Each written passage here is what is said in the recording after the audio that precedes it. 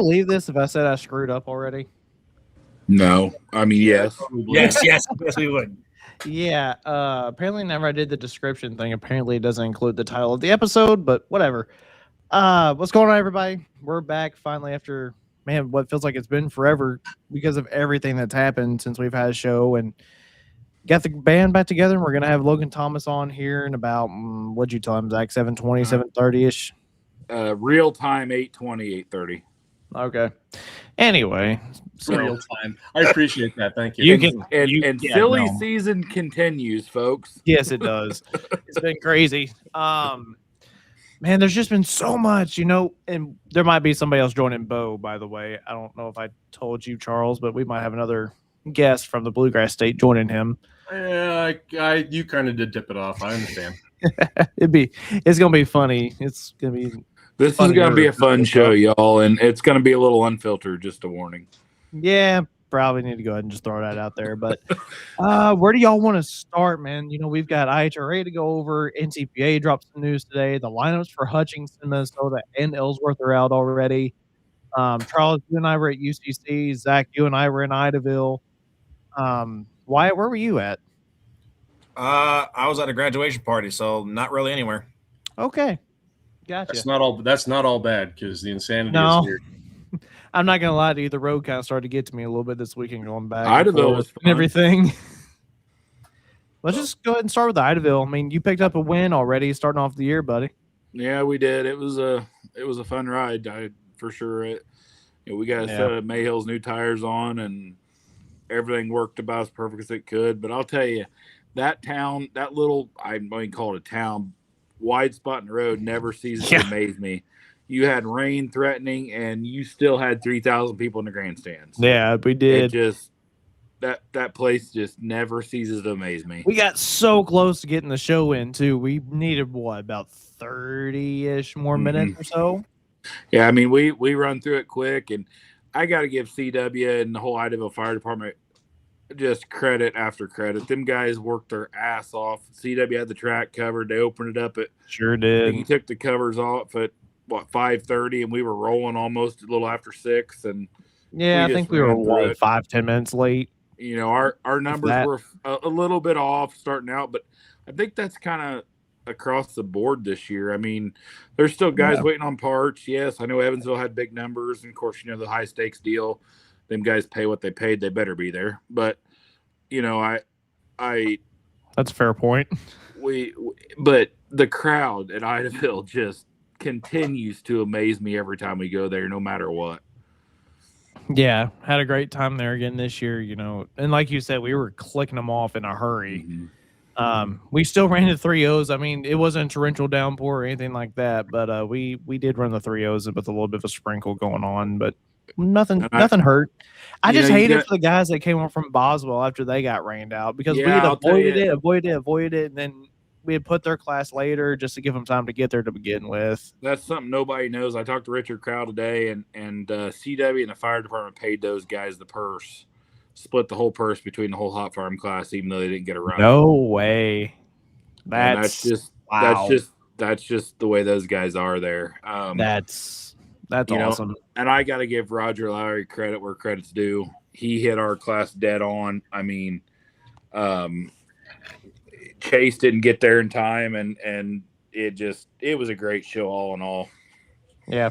I will say, though, the one thing that kind of hurt us, though, is whenever they swapped the sleds out and brought Chases on there. Yeah, they should have been a little more prepared. We had enough weight in Chases already that we could just go whenever he pulled onto the track. That was the only thing that maybe held us up, and we could have maybe got 1 or 2 hot farms in. But the hot farms were up there ready to go. We needed about 30 more minutes, and we would have been fine. Yeah, we left right when it started raining, and we actually drove out of the rain no less than 10 minutes from there. Yeah, I wish I could have done that. It rained on me the whole way. Yeah, y'all didn't blame me or believe me. Never, I told you it was raining in Lafayette. It's Lafayette, Shane. No, You're it's in Lafayette. Indiana. You are north. I'm south. Is Lafayette. You have an Alabama shirt on. You're wrong, Shane. Just so you know, you're the only one. You're both wrong. It's Lafayette. North, I'm in the south. It's Lafayette down here, boys. I will stick by that till the day I die. Shane, you and Alan did a great job together. Alan, Thanks, still, man. I mean, still one of the best in the sport. You guys did phenomenal together. Yeah. It was kind of funny on Saturday, though. We were finishing each other's sentences a lot. We just kind of looked at each other. I was like, oh, dear, where are we going already? This could get interesting. He's really good like that. Yeah, he is. Alan does a great job. It was awesome.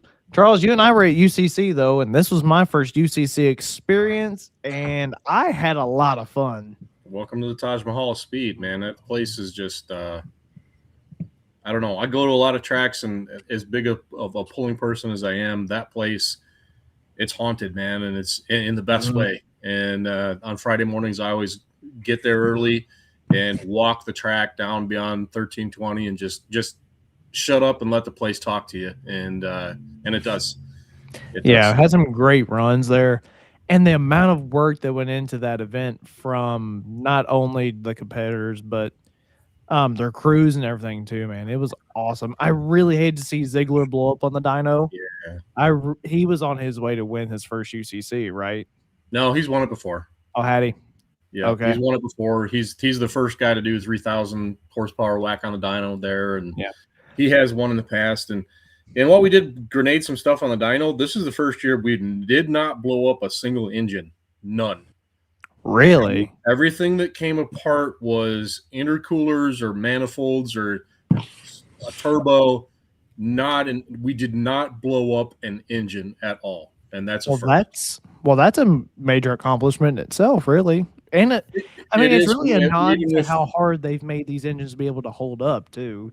Yeah, and I got to credit Ryan Reesink actually for prompting the question because I didn't know, and I reached out to Cody Pulliam, who has run that dyno since before UCC even was a thing. He was attached to that machine, and I asked him the premise of it was, what are the real numbers around Meyer Stump's 3,600 horsepower and the Poor Boys Diesel guy's 3,800 wheel horsepower, and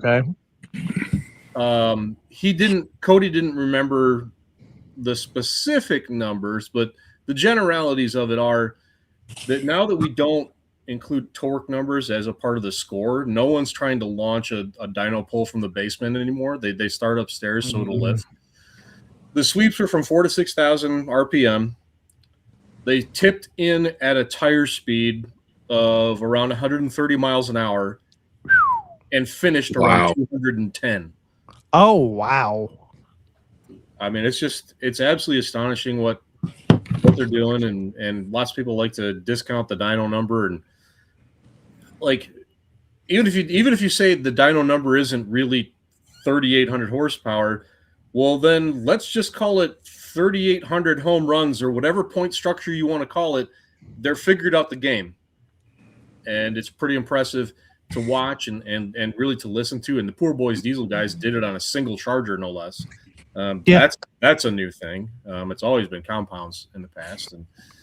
And outside of that, no. Cordova it was not that home run thing where you just go, oh my God, where did that come from? Maybe Poor Boys 3,800. That was maybe a little bit in that realm. But as far as like drag race times or a sled pull run, I don't feel like this year there was that one thing where it's like, holy crap, that broke the internet. I'm sorry. Yeah, it was a great overall. Cordova laid down a pretty good run there on Sunday though. I think Sunday he had like morning, he did it 380 at 203, I think, but that's nowhere. It's still a tenth and 7 miles an hour off what he did. It's almost been 2 years now since in Bowling Green. I was there for that run. Bowling Green. It'll be 6 weeks from now, 2 years ago since he really freaking rotated the earth. So we shall see. Yeah, it was great overall. I mean, the guys that I had the privilege of getting to learn from and work with. I mean, you obviously and Mr. Scott. I got to give a shout out to Scott Heaton. Out there. I got to give a shout out to Scott Heaton, who I've known about and heard his voice on everything. IHRA, monster trucks, worked for Feld. Has done stuff with I think NHRA too, and motocross and everything else in between. But it was my first time actually meeting the guy, and consummate professional, and behind the scenes when the mics are off, I don't think we ever stopped laughing. Nope. Absolute riot. Absolutely did not. It was great, but yeah, man, I'll be honest with you. I kind of look forward to going again at some point in time. I don't know if you guys will have me back, but gotta give a shout out to the live stream and that whole crew that does like the whole website thing and all that kind of stuff for them. I was over there in the with the live stream guy. Aaron Bouldry is a freaking wizard. Bouldry, he is freaking awesome. Like, you have a stream going, but yet you have all the stuff below it. There are so many things that he has programmed into that for UCC. I would love to bring over the sled pulling side. Yeah. It was freaking awesome to watch. And he was running the whole thing through OBS. That was the crazy part. And using all PTZ cameras. He did not have one single camera person there running cameras this weekend. But yeah, that was great. Y'all want to jump NTPA news and lineup stuff, or do you want to jump IHRA high stakes event first? I don't care. Let's go NTPA because I've already got everything pulled up for it. I've got to help Logan real quick. So y'all talk about the regional deal and the lineups being out. You know, the regional deal to me, I think it's a great idea. I mean, how many years has, Candace brought up a point earlier, for the years they run the four-wheel drive truck, they run whatever it was back then, ATPA, Midwest region. They run all over the country with one license. Like, I don't see it. I don't see how this can hurt things. Yeah. Everybody online's like, oh, well, the Grand National Pullers are going to come take our money. Well, what stopped them from before doing that for the last 50 years? Right. Exactly. Like I don't know how this can hurt. I don't like. And I also would further say that I've heard the argument that, well, it's just a money grab for NTPA. Well, if it was a money grab for NTPA, then they would just force you to pay one price for your license and you choose where to run, and it's always going to be the most expensive one. They didn't do that. Right.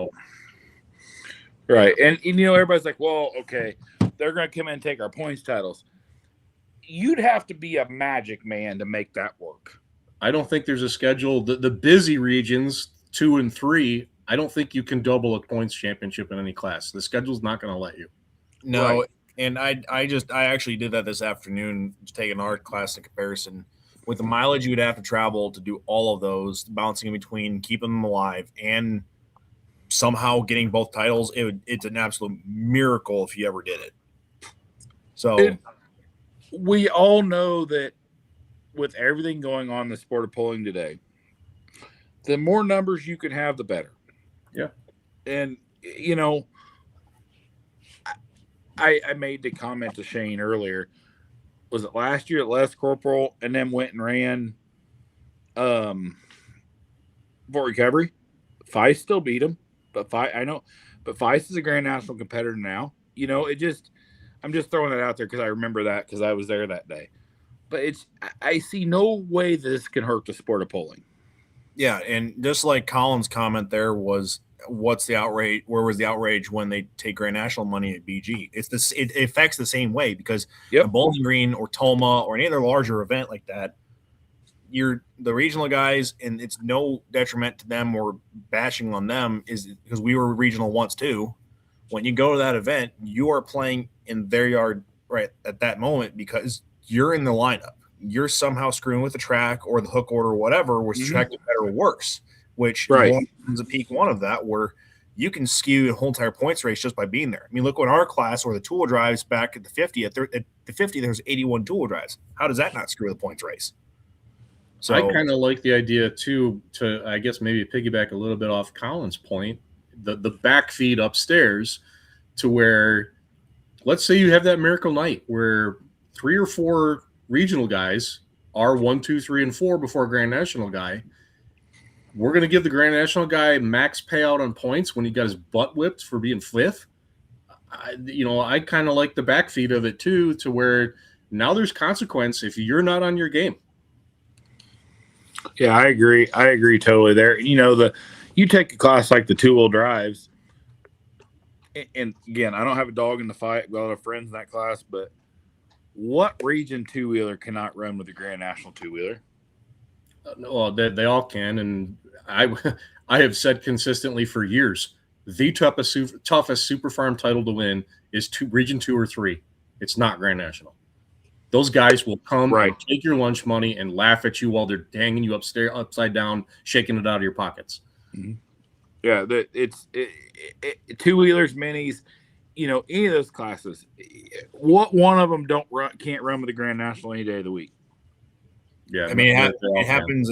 It happens in Toma all the time. I mean, there's been fact of. I mean, the Hoffmans for years in Toma were just dominating, or either at the top or winning Toma, and they're just regional or state mini rods. Oh, sure, yeah. We'll go up there and whether it's Toma or Rockwell, we'll go up there and on a two-wheel drive side, Timmermans will come in there and just clean everybody's clock, and they don't run the full tour. I mean, how many times at Rockwell have you seen the hometown boy Jamie Bush just whoop up on everybody? Yeah, right. So it goes both ways, really. I mean, when you really think about it, and you need both to support each other. So, because a Silver Series Light Pro runs nationally, they automatically run better than any Light Pro and pull off Region 2 and batters. No. Silver Series Light Pro is the same as Region 2 in my book. Region 2 Light Pros have a tougher schedule than Silver Series. And not taking away from the Light Pros on the Silver Series, because we all run good, but the Silver Series has 9 hooks, and the Light Pros, I think today I did the schedule 19.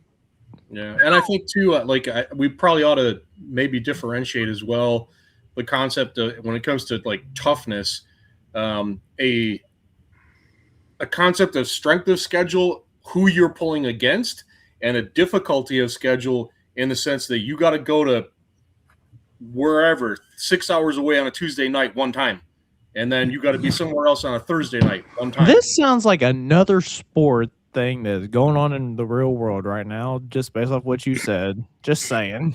Can I make a comment? I'm going to give the kudos to NTPA, because I've felt this for a long time. The drop deal is amazing. Yeah, it's a very good idea. Let's face it. A lot of us have full-time jobs. A lot of us have reasons we can't get, like for me, get across the state of Ohio on a Tuesday night. Right. I couldn't keep my day job and do a region do what I do doing the regional schedule. I could not do it even with this job. I'm able to do Grand National because it's weekends. Exactly right. And that was a large discussion for us when we made the switch. Is there was two runs or 2 pulls or 3 pulls out of the 12 or 13 single day region hooks that were on a Friday or Saturday. Most of them were either Tuesday, Wednesday, Thursday, or Sunday. Ooh. And I looked. We're gonna run the region this year, as much as we can, But I looked at the schedule today and I put it all together. And since they put the drop scenario in, it makes sense for us we can do it this year, And OSTPA, I think, did the drop thing for how many years? Mm-hmm. Yeah, the National Antique Tractor pulling guys. I mean, their geography is really spread out. They've been doing the drop thing there for 30 years, and it works. We tried it. Back up, Shane. We tried it one time on Mid-South, and we dropped it after the first year. Yes, I agree, Jacob. Totally. It had to happen. I mean, not taking away from these events that have the region. I'm just gonna use my class for example, Light Pros, because they all want the classes, and I'm not gonna take that away from them. But at times, because I don't drive to Zanesville, Ohio on a Sunday night, doesn't mean half the race. Doesn't mean half the guys in Eastern Ohio aren't going to drive to Zanesville on a Sunday night, and them guys are not going to drive to Arcola, Indiana. Maybe it's give and take, in my opinion, and I think it makes perfect sense what they've done. Yeah, the thing we got into with it was the guys still made all the hooks, but then it was just choosing what your worst points night was. Right, and that's fine. They got away from it on Mid-South big time. Like it was a 1-year deal and they dropped it. See, I wish we still had it. I really do, because I like the idea of it too, because we get away from particularly what was going on with Region 2, where we were doing certain classes, we were doing split regions. Yes. And it was hard to make that make sense. But even beyond that, I think now with the ability to drop, maybe there's that one venue where a guy says, you know what, every time I've ever been there, I've blown it up, crashed. It's been a horrible place for me. Maybe I just stay home from that one because it's like my Achilles heel or whatever, and able to continue on in a prior year, you would have had to go on there, blown up, missed the next 3 hooks. Now you get to get away from it and just keep on trucking. So let's throw this out there. For example, I think we've got we go Eaton, Ohio to Urbana, Ohio on a Saturday, Sunday or something like that. I think it is. Yeah, something like that. Yeah. So what if I go blow a turbocharger up on Saturday night and not have a spare? Sure. Yeah. I drive to Pennsylvania and get one fixed on a Monday, but I've got that in my back pocket. Hey, sorry I couldn't make it to Urbana. I had a problem.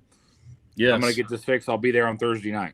Yeah, I think it's gonna make everything. I think it'll make everything more competitive too. But here's the thing: a lot of the guys that are running regional anyway are going to be competitive on Grand National. I mean, it takes nothing away from that on that front. There's nobody. I'm gonna say this, and don't hit the drop button, Shane. But if you're not competitive on the region in today's world, what are you doing? If you're worried about a Grand National vehicle coming down to the region and pulling, we all run the same shit. Yeah. And most of the time, I'll go so far as to add some. I'll tick some people off. We all agree that at the Grand National level, 20 hooks is too much. Yep, we hear you. Yes. We know it. We understand. We're trying to fix it for 2027. Bring me the drop schedule. Kick 2 or 3 of those off that you don't necessarily have to go to. I'm fine with it even at the national level. Well, and I think there again, not speaking for anybody, but I think the administration that's in charge of the NTPA now actually has the pullers in mind. Yeah. Yeah. I mean, I don't know how I feel about that on the national level. For the ones that have over 20 hooks? Yeah, absolutely. But I mean, what happens with one like what's coming up this weekend? You know what I mean? With Hutch, it's the furthest one away for everybody, isn't it? Got to be close. On 2026, yes, it is. Okay. But even at that, okay, so you give the drop schedule. So I think I know where you're going to go. I'll let you say it, Zach. I think I know where you're going to go. Let's give the drop schedule, okay? Who love numbers, love pullers. Who wants to see 25 of the same vehicle? Okay, you're not going to yes. But I'm not saying it's wrong, but what's wrong with having 15 in a class instead of 25? That's a fair point, though. He said, how many hooks was it back in like 2016 when Kendall won without split or I think it was drops? 28. Yeah, it was something. It was insane. So, to the point about was Hutch, also 1,000 horsepower ago too. The point about Hutch being far away, and then okay, we're gonna let's bring this idea into Grand National of a drop, and Hutch being far away. So guys say, well, I'm not going to go because it's far away. Maybe I'm circling that calendar spot and going, I'm definitely going now because I can get max points because you. That was my next thing. Yep, that was my next thing. I'll give you that. But like, it's nothing against Hutchinson at all. I've always wanted to go there. I haven't got. Julie did a great job up there. Yes, but I mean, flip it's this just around. In my mind, geographically, it's like way up here. Flip this around, okay? Who wants to? And I know 2-track shows, okay, Grant, they're different. But what fan wants to sit in a stands for 4 hours? Jacob, I don't think you're gonna have 32 total, but it'll be close. What fan wants to sit in a stands for 4 hours? Do not ask the Europeans that. They sat there for 9 I was going to say not an American one because the okay, but that's a total different deal. Just saying, just clarifying. But that's a total different deal. Yeah. I mean, they have bands playing. Well, that's like an Indy 500 over there. We haven't got there yet. Yeah, we kind of saw that at Evansville. You know, yeah. The stands were full till about 3.5 hours, and that last 30 minutes it started to thin out. Mm-hmm. Yeah, it did. But you're pretty well at the end at that point. Everybody knew they're pretty well at the end. So Right. Yep. Let's go over IHRA first high stakes event real quick before we bring Logan on. We're already behind. Like it's us. Like we always run behind schedule. We make a schedule and then we're like, yeah, no, we've got other things we got to do. Shane, I've told you, don't worry about the time. Yeah, I know. I'm giving it to you. Trust me. People always listen to this afterwards, anyways. Old school podcast. We used to run 3 hours. It didn't matter. Yeah. First for the first event, numbers. I mean, we all knew they were going to be there. Mm-hmm. Yep. Not surprising. I was concerned with the way the track was, and this is before seeing all the banter going back and forth about track building and all this other crap. It did not look like a Dragway 42 track, because I've seen Dragway 42 be that good of a dirt that's comparable to a Farley or a I don't know if I could put it in Farley category. Farley's close. I'd put it in a consistency factor better than what it showed. Yeah, Farley's got to be one of the best tracks in the United States anymore. Yes. Not trying to stay biased, but based upon data and actually running on multiple tracks throughout the country, I will say it is. Yeah. So here's my thing. Joe brought up the point. What about it? He's not incorrect. The dirt flying into the engines, that is not good for them at all.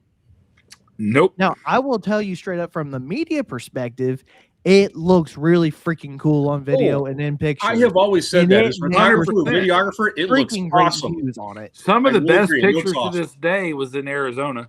Yeah. Dan Shelton's mod in Arizona. I'll never forget that picture. I was about to say Brandon Simon last year at TPC is going over him and he's full throttle. Yeah. You can't see him. You cannot see him. No. He's pinned. I'm going to give credit where credit's due. They ran the show. They ran quick. Oh, yeah. They were fast. They were very fast. They were fast. Yeah. John was hustling back and forth. I'm proud of him. I'm proud of you, big guy. John had to have lost weight going back. He was making the signals too. Like he was on time. Everybody was ready too. It was good. Yeah, I gotta give that to them. They ran the show like they ran the pace that they needed to run. The one thing I'm gonna say, and there again, I'm not trying to upset anybody's feelings, but this is supposed to be one of the biggest things in pulling right now. Are we all in agreement there? Correct. Yeah. You turn on the live stream, and it didn't look like the biggest thing in pulling. Okay. From a viewer standpoint, yes, I know it's hard to do in a hayfield or a track next to a drag strip. I understand that, but like I just felt like when you turn on live stream, you're going to see the blow-ups, you're going to see this, you're going to see that. Yeah, I mean, that was. And I'm not taking anything away from them because they run the show great. I thought the show was great. The pullers were professional. Everything was fine.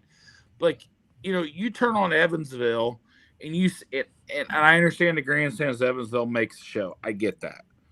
But like I just felt like the presentation, and I know it was their first one, and that was the first time Dragway 42 has done something to that extent. Yeah, but I don't hold that for the track's sake, man. I know what that. No, I'm not doing that. But like, I remember we did the PPL event at Greentown.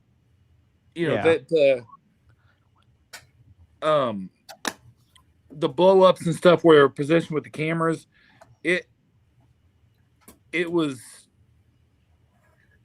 a lot more the viewers seeing the blow-ups, they seen this sponsorship, they seen the grandstands, all that stuff.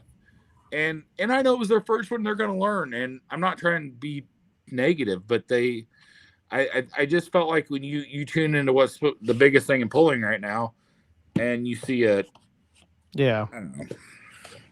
Let me ask you this. Do we think the Farley track will do what that dirt did over there? No. There you go. That's all you need to know. Because it's been here's the other thing running there for years. Here's the other thing too, and here's the factors that they can't control. They can't control the freaking wind. They can't control the heat of the weather outside. Been there, done it. They cannot control that. Well, but you can't hide behind that as an excuse. I mean, we were at Farley last year; it was 9 billion degrees out, and it still was a murder track. So I don't know. I was told that they brought in some new dirt, maybe. to level it told that out or today, something too. like that. Why? You got to do it earlier than what we've been told. Yeah. That phone call I took from the Lions Club right before we got on the show, they're wanting to haul a bunch of clay in at Greentown, and I was like, "Stop, dump it in the pit area. We'll take care of it. Do not dump it right on." Don't you do it. The last thing I'll say from standpoint of competing or whatever, it may have done good, and I've seen the comments. It didn't hurt tires. There was no really hurt equipment much. It still ran efficiently. But all the vehicles did live, to be fair. The number one thing that hurts tires, in my experience, and you guys tell me if I'm wrong on this, just filter the material, get the rocks out of it. There you go. Much, yeah. But the point of where I was going to was, did it make it fair for the competition? Because you knew out of most classes that ran, most classes that ran, first hook was going to win it. And it happened most of the classes. I mean, after the reset, Mods and Minis, I think, were the only two classes where that wasn't true. Right.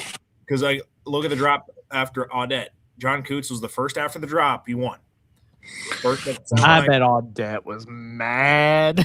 Jacob, I wondered that. Jacob, my buddy and I build tracks together, have wondered that whether you could knife water into the track.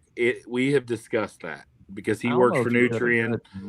I think it could work, but nobody's ever tried it. You're gonna have to have somebody that knows what they're doing to do it. I think it could work. There's I don't know how much you can expect somebody to know what they're doing to do it, because like Zach said, no one's ever done that. Right. I'll tell you the other thing too that has stuck with me ever since I learned about it. Promoters that have like these big areas on the outside of their tracks, like kind of like a return road type of deal, they need to water those too, because apparently the track drives from the outside in. 100% it does. We need to focus on that. Something bad. We I do. got a question for anybody. How many places do we go to that they water it before the show starts? By the time the sun goes down, it's already dry again. I got a question for anybody who was at Dragway 42. I don't know if it's changed there now. Is if at the top end of the track, is the retention pond still there? Because going down in the pond was one of my favorite places to ever shoot a pull from, because you could literally get your camera, your face down at ground level. It was some of the most unique shots you could ever take. Just because you go go there, places maybe changed don't mean anything. I'm pretty sure by the live stream it's still there. Yeah. Yeah, that's a neat place to shoot from. They ended up switching the Milan date and the Benson date, I think I saw too. Yes, they did. Let's bring Logan on. He ready? I mean, why? We're over time for Logan. We need to get Logan. Yeah. I mean, that was just something else I was bringing up. We'll cover that later. All right. He's here. I finally got stuff working. Logan! There he is. Woo! What's going on in the background of it, though? Yeah, no, somebody's got some mad background noise. Hang on, I'll see if I can fix it. Oh, boy. There we go. Yeah, it definitely is. Right. Oh, boy. Logan, can you hear us? No, we Can't hear Logan. We can't hear him. Oh, boy. Crap. We do hear like the Matrix download though. Yeah, we do. Get to a hard line. Hey, Logan, maybe try going at it from your phone now that you know how to get back in there like that. Maybe that microphone will work better. Possible. I'm just scrolling Definitely through want somebody comments. to be right for this, because you're about to get a dissertation. What are you talking about? What'd you say? Said kick him out for a second before he gets it fixed. But Before what now? I didn't hear what you said. it's just got a bunch of static noise. But Okay. anyway, we'll get that fixed. It's always a little technical difficulties no matter what. Yeah, I know. Collins, StreamYard would have done the same thing on that deal, though, because he was trying on his laptop, and I don't know what kind of laptop he has. I guess I should have done that before. right. But, you know. Collins coming about North Carolina in July. Oh boy. Why do I not see that? It was on there. We deleted it. But Shane, why don't you call him and see if he can get on his phone or something instead of his laptop? Whoop. Hang on. How about now? Logan, Any you can better? hear us. There we go. Yeah, we way got you better. now. Perfect. What's going on, buddy? Sitting here holding the couch down. Yeah. Oh, Lord. So What's going on in the sled world of Logan Thomas? Just getting ready to head to Tennessee this weekend. Tennessee? Yep. For Greenville, Tennessee. It's way east Tennessee for Cutshaw's pull over there. Cutshaw's Bowl. oh, that's right. Yeah. Oh, that's one where It's they one have of our- minis and stuff every year, right? Yeah, it's one of our Carolina pullers. That's right. Hey, man, you got to be careful saying Tennessee like that. Tennessee's Yeah, a well- stone's throw for me. it's about like North Carolina. It's a long way from one end to the other. Yeah, it is. Yeah, it is. But talk to us what's going on, man. I heard you're getting a new sled rewrap for this year, too, already. Yeah, it's already done. It's covered up in Rural King now. Awesome. better than the first time I seen that thing. When it was just naked. Yeah, naked, and then you had stickers being sent to you the day of. Yeah. Oh, no. Wait, is that from last year? Yeah, that was at I thought Goshen you know last about year. Before that, even. Yeah, it ran. It was just plain nothing red until we went to Goshen last year. That's where we put the Farley stuff on it. Yeah. So tell me about that sled. Is that the sled now that's got the new pan design with the longer pan and everything on it, or is it still the shorter old style? No, it's a long one. It's the second long one that Richards built. The gray one was the prototype, and then the red one was more or less just copied right off of it. Okay. The blue one now, he's lengthened the pan on it and changed some stuff. So it's the only thing it did not get. It doesn't have a 6-speed transmission, still a 5, and you can't like move without doing a whole lot of major surgery. It didn't get the pivot pin moved back where the rail's attached to the pan. It's still in the same location as the old ones. Oh. Do you like your new one better than your old one? The new one's getting better, but yeah, last year for the first year on the new one, me and it had to figure out how to speak the same language. So let me ask you this: what's it been like? How many as a sled Amazon operator? switches do you have on that thing?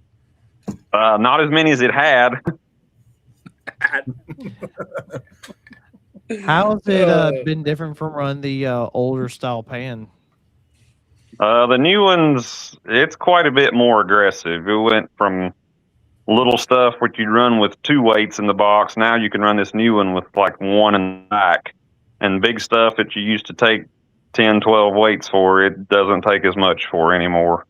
What does it take, about 8? Yeah. How much of the new design, like just bare empty weight, is it more than what was before, or is it the dynamics purely that's different? No, the new one is about I did play with that thing on a scale. The new one's about 3,000 pounds heavier empty than the old one. Oh wow. Dang. That's a lot. That's a lot. Putting a ton and a half in there, that's a lot. Yeah. Logan, can I show the picture that you sent that one day where you had the John Deere hooked up to it, testing it? Because Yeah, you I were don't care. messing with it. The Agritronics day. Yeah. So talk to us about that too, the Agritronic stuff. I know that GPS is starting to become a thing around the sleds and all that kind of stuff. Yeah, we've not ventured into those ag leader deals yet, like those popular out in the Midwest. We got a GPS sensor. Yeah, I know what Zach's Shane, laughing at there. Yeah, Maggie's comment. I just saw that too. And here we go.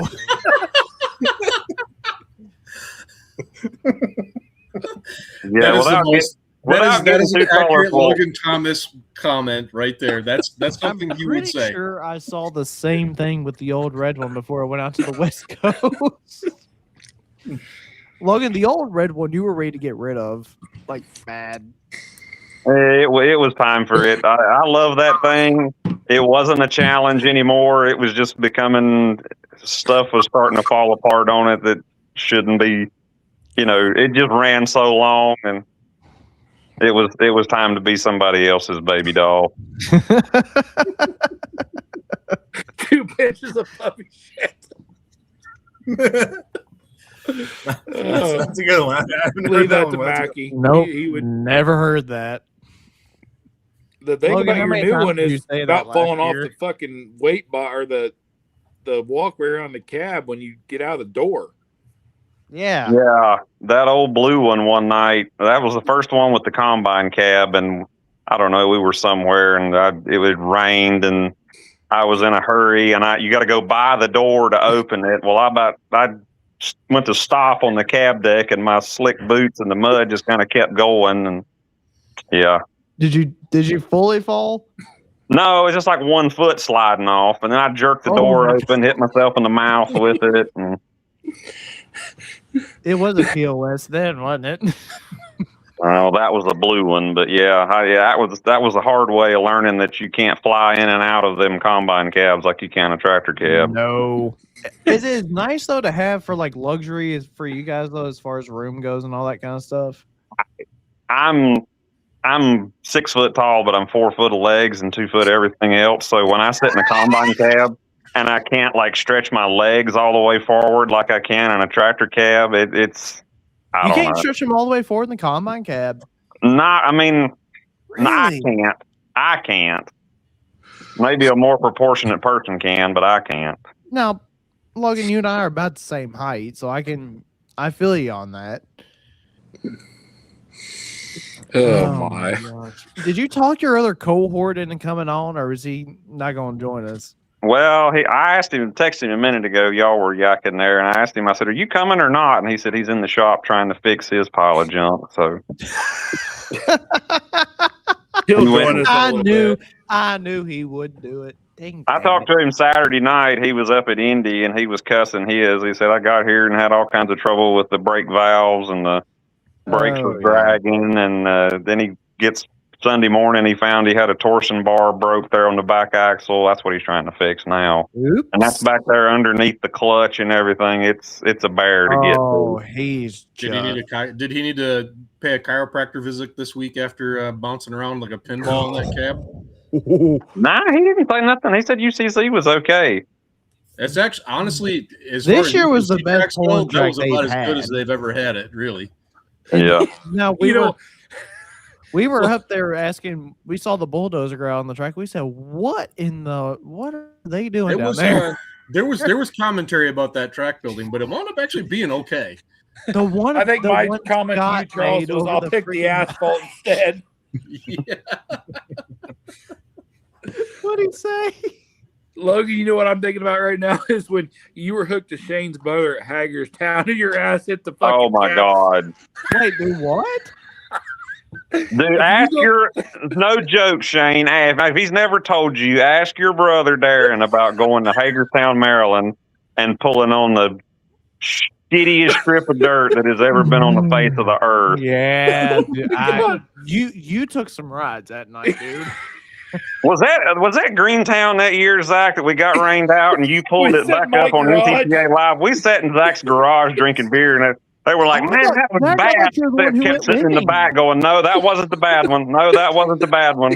And we finally got to actually, what was the promoter out there? I can't remember his name. Ammons, Tim Ammons. Uh-huh. He Tim. comes up, and I said, "Now everybody stop. There's the bad one." And by the time they watched the video, they was like, "Damn, that's what's wrong with you. Now you got a head injury." You hit the box Was it my brake. brother that you did that on? Do what? Was it my brother hooking to you that you hit your head off the ceiling? Well, I hit my head off everything in the cab of that thing that weekend. I'll never forget that. That whole show, that whole weekend for 2 nights, when you turned the green light on, it was just like you braced for a small car crash every time down the track. Oh no! You ended up in that cab corner, that Genesis cab, wound up like you were in a fetal position. You can see it on the live stream. You hit I the did. box brake. It threw me out of the seat, down beside the door, the windshield, and the console, and I got up and like figured I out. don't remember that. It's still on YouTube. Actually, it was the Ultimate Harvester from Friday night at Hagerstown in Hang on a minute. I'm going 2019. I gotta find this. And then he gets out and it's like, why is the red light on? And then he's like, shit. No, I got up brake. and the box wouldn't come back, and I thought I'd just trash something in the drive line at that point. And I get out wondering, like, looking for what's broke, and I was like, what's the red light on? I was like, oh, wait a minute, that's probably how my elbow hurts. I'd hit the box brake and didn't even know it. Oh. Yeah, we were sitting. I think that was the first time Richard had seen the video. We were sitting in my garage. He's like, holy shit. Oh, Logan, I think I got it. You're gonna wind up like the European guys on tracks like that, where they got to wear a 5-point and a whiplash collar. Man, I would have gladly taken a 4-point harness that night. Yeah. Was that the roughest night that you've ever had? Yes. Oh, that's Still to this day, that was the roughest riding I've ever had. I A want to see 4-point if of this Hans is the and a past. helmet, man. It would have been nice that weekend. That's no joke.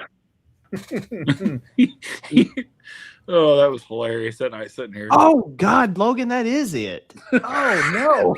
Oh, he just Must have found it. Oh no. That's wow. Everybody's about to witness this. Wow. I didn't realize it was that bad. It was bad. It was bad. I was in Florida watching this at the time. Oh, yep, here it is. You just see Logan just start flopping. Oh, gosh. Dude, no. No. Yeah. So is that what the ride that the guy took in the sled from this past Saturday would have felt like, you think? Very The box similar. completely off the ground. Very similar. So I wanted to ask about that. Like, what in the world? Like, what do you do if you're a sled operator and that happens? Just hold on, or what? Well, put it this way. Have you ever seen news reports and they report like these massive crashes and report of a drunk driver and like the car is shredded in half and the guy gets out and he doesn't have a scratch on him because they're like a limp noodle? That's about the best thing you can do. The more you brace and try to hold on, the worse that shit hurts. You just like grab the steering wheel, put one foot down, and just kind of stand up and ride the wave. That's the best thing you can do. I don't think Saturday was any better. Kevin Nouse that just commented there, that was him in the gray sled from my video from the weekend, from the gray Allison sled. What did he say about it? He just said yes. Yeah. He's probably still trying to uncross his eyes. So, Logan, legitimately, like, what causes something like that to happen? 'Cause I've never seen that happen before. Well, so the further east you come in this great country, the dirt is a lot different than it is on the west side of the Appalachian Mountains. And we get lots of dirt over here it's looser, it's mealy, it's sandy, and it's no secret. I mean, we run more aggressive grousers and stuff under sleds over here to get a hold of that stuff. Really? So that we can run fast enough and still get a hold of it. But when you go west, and not always, I mean, there's in small pockets of it around here, or in Pennsylvania area, more or less. Ohio's got some, but you got to go further west to get. When it gets that sticky and tacky, them big 3-inch aggressive bars underneath the sled, they'll grab it and it won't let go, and it'll tear out lower than that 3 inches, and it'll start rolling up out of there like Play-Doh, and it just lifts the whole sled. It'll tear it out. I mean, literally, like at Hagerstown, you could look behind you and tell where it tore out a sheet of this stuff, like 8 foot wide as the sled pan was, and it'll lift out of the ground, kind of clean itself out real quick. Gravity takes over again. It'll go back down, grab another sheet, lift up, and it might grab, more on one side or the other, and it gets violent. Ooh. What did he hit? That's what I'm trying to figure out. He didn't hit anything. That's just where the sled ripped a chunk of that bubblegum dirt out of the ground underneath it, and it literally just lifts the whole thing up. We did that at Scheid one year, Logan. Yeah, the first year I ever went to Lions. Boy, that was rough. He said, I got hit in the back of the head. Memory. I'd forgotten about that. I'll never forget that day. We couldn't figure out what was going on, and every trio truck was year, bouncing. 2020? Yeah. Year after that, 2021. 21. Okay.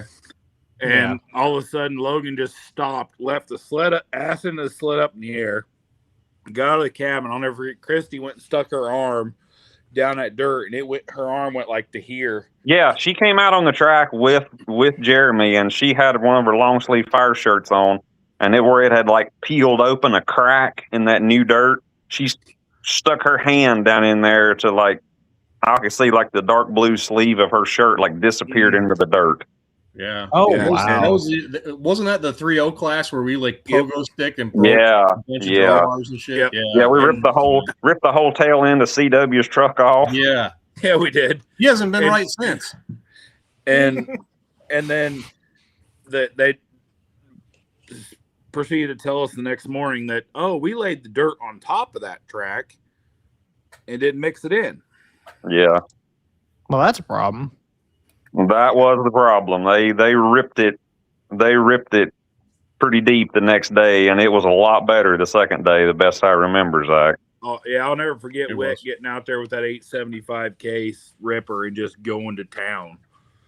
And yeah, you guys over there watch on my personal Facebook page. I'm not ignoring y'all's comments. I don't get them over here, but I'll go back and go over those later on. Yeah, he's ignoring it. He's big time now. Like, no, I would never. Come on now. But yeah, so Logan, the whole reason we actually got the idea to bring you on is because last show we got into talking about like sled history and trying to trace sleds backwards to where they originally came from. If I remember right. Well, king of useless trivia over here. Let's go. All right. What was the one that we were all stuck on? I don't remember. It was 2 weeks ago. There was one that we could not figure out. I texted Logan about it. Well, scroll through your messages. Hang on. You got them. I don't. Well, the Challenger sled, we figured that out, Shane. That was just for your time. Well, yeah. I mean, you know. Oh, the old Keith Breeding Challenger from Indiana. Yep. That thing went to like Maine and fell off the face of the earth. It's still somewhere up there parked in somebody's barn or parking lot, I guess. But with it just weights that are 6 foot long and 6 inches yeah, wide. it just kind of disappeared. The thing always did look pretty cool, though, the way they had the back end of it styled, I thought. Really? We talked about the Heaven Bound sled, which was the original. That was the original Bauer that Richard bought, right?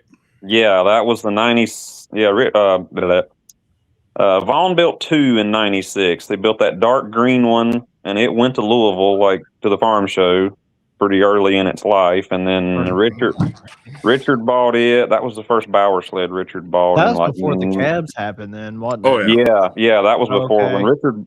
When Richard bought the green one there, it didn't even have the 4-post roof thing. It still just had the little dashboard thing. Yeah.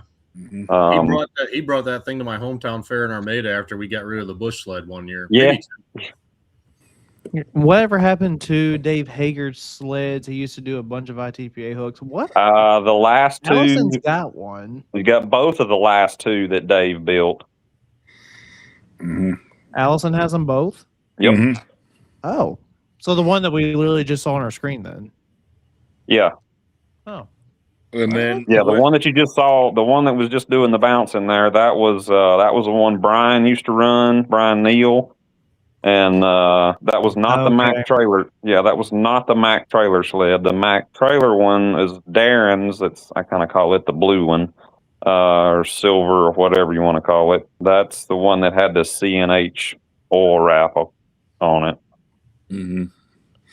Now the one that Tim had, where's it at now? Tim, my cousin. Yeah. That's in Quebec now. Okay. Which one would that be? So when would that sled come out? Like 2002 or 3 or something, Zach? Probably, yeah. Probably. That was the OG American flag Patriot sled, and that was actually my first cousin Tim Thomas that ran it when Dave brought it out, and he Old ran it. Ironsides? Yeah. Yep. Okay. And he ran it until I guess the spring of 2006. And then it went to Ricky Krause, and Ricky had it for all those years. And then Rick finally sold it 2 years ago. I think he sold it to that Quebec club. And then, okay. So the first sled that Richard built himself. Yep. Was that Chad's? No, the first one Richard built himself was the blue one that Massetti has. Okay. Really? Yeah. Yep. That was a 2005 model. Chad's was an 06 still model, out right? there. No, I think Chad's trying to think. 2009, Richard would have built the maroon sled, and then I think turned right around and built Chad's. I may be off there, but Chad's yellow one and the maroon sled were built like right there together. Because the first time Chad ever ran that thing, it was a competition, was in Greentown, I think, or the second time maybe. The MAV TV sled. That's the blue one we still have. The blue one you still have. Okay. Yeah. Chad brought that thing to Greentown, and Tim was with him, if I remember right. Did they pull semis there? Yeah. That might have been the night they figured out that it might have been that it was early on enough. I remember Tim talking about that. They put it in whatever gear and however fast it topped the box, and they figured out, says, wait a minute, the damn 2-speed in this thing's in the wrong side. It was in the inside side of or the faster side of the 2-speed. I'd have to ask Chad, but I think Greentown was the first or second night of that sled, because I remember they broke the pin on the lift wheel on the pan, and Chad ran half the sled without a lift wheel, half the show without the lift wheel on the one side of the pan. Tim come with him. I remember that. That's been a while. Yeah. What about all the ones that Swan had at one point? So whatever became of those? I know we had one down here with us at some point. You still have one with you that you probably don't even know it. Yeah, yes, that was do. Justin's was Sam's red one that had the white weight box. That's that one? That is that, baby. That's a 2000 model. Wow. Okay, so now where'd the blue one go that had the cab on it and everything? Or is it just that one rewrapped? No, the red one that had the white weight box, that's Justin's now. Mm-hmm. Then the first blue one that Sam had is the one that Southern Pullers has in Georgia. Right. And then he'd gotten a brand new one like 2 years before he passed away, and that is the double dealing sled out there in like Western Kentucky now. Oh, so that's a Swan build then. Well, it's Bauer. Okay. Yeah, Sam bought all of his from, well, except for that old green one that he had before he got into the Bauer side of things. Really? I didn't know that even. Because didn't Bauer get that last one back and then turn around and sell it to Simon's? Yeah. Yeah, and then it went to Simon's, and then it went to Southern Pullers. Yep. No. The one that Simon had. The one that Simon had is the double dealing. Yeah. Okay. Yep. Oh, that's good to know that his sleds are still hanging around down here, though. Oh, Richard just corrected us there. Chad's was built the year before the maroon sled was. Okay. Did you say Richards or Rick said that? Richard did. Yeah, Chad's was 2008, maroon was 2009. Because I remember Chad bringing that thing to Greentown. Like, there was a second night he ran it. Let's see, who else do we need to trace back? Well, I mean, you could go down a freaking rabbit hole. Tons of them. What else are we? I mean, we have time. Where did Vaughn's first sled go? Because that was red, right? Oh, we stomped him. Which first one are we talking about? Well, the first one he ran in Louisville and what 90 whenever Oh, that was the hydro drive sled. That one is in Westport, Massachusetts, and it's painted black. That was the Maverick sled that was for sale on. That was Maverick. Yeah. Huh. That was the first kind of big boy sled, I'll call it, that Vaughn built. That was the one that had the engine was actually on the opposite side. The engine was on the passenger side, and it did not have a regular transmission in it. It had a John Deere combine hydrostatic drive. And it had the old style box drive line where it came back. It didn't even have a clutch. It was kind of like the Schaefer drive line where it had a truck rear end in the back and it locked the brake on one side to drive out the other side up to a crawl shaft that ran the box chains. So that one was pretty old school. It worked. And actually, it originally had airbag push down on it. Who was the first one to put a cab on a sled? Probably Bill Simmons in Virginia back in the late 70s. It was a pullback sled, but it had a roof unit AC on it. I remember seeing that. That old Sitting Bull sled. The new sleds, was it Vaughn or was it Dave? Dave had cabs on before Vaughn did. That was like a 9400 combine cab, right? No, they were tractor cabs. They were 9,000, like 9,000 track series tractors, I think is what they use those first cabs on. Because that first yellow one that is Rogers now, that was the first one they built with a cab on it. We pulled Rogers this weekend. He put new bars in her, and that thing was a fun ride. We've been picking on Roger for several years. He hadn't put no bars under it since, what did he say? It was like 5 or 6 years he hadn't put. We went 31 and a half mile an hour on him this weekend. Knock the dust off the old man. I hear you. You got us slowed up at 337. I like Roger. A lot of people don't like Roger, but I get along with Roger just fine. Oh yeah. Man, the chat just keep rolling in. The mean green sled of Hillary's, that was a Hager, right? Yeah, that old girl. That thing's been around forever. It was gray, the tail end of it of Dave having it. That thing done a ton of Grand National stuff in the late 90s there. And before it was rebuilt that time, that was actually, I had to think about that for a second. The mean green was the twin engine sled originally built in like 88 or 9 or something. Because it didn't have a transmission in it. Yeah, there's no box drive transmission in that one now. It's right. Same gear ratio for the box all the time. Mm-hmm. Do it all the weight and push down. Yep. Oh wow. Mm-hmm. We hooked him at Half Century this last year. I don't know those guys that own that thing now, but I liked Mike. He was a great dude. That thing had to be a challenge of not being able to speed up or slow down how fast the box went up. Yeah, no kidding. Yeah. Now, does it still have the same? Didn't it still run the old school lights from like back in the early 2000s? The whole what I call the lighthouse style. It did. I don't know if it still does or not. Yeah, bubblegum lights. I call them lighthouse style. So let me ask you this: is there some sort of regulation that says what kind of lights you guys have to run your sleds now?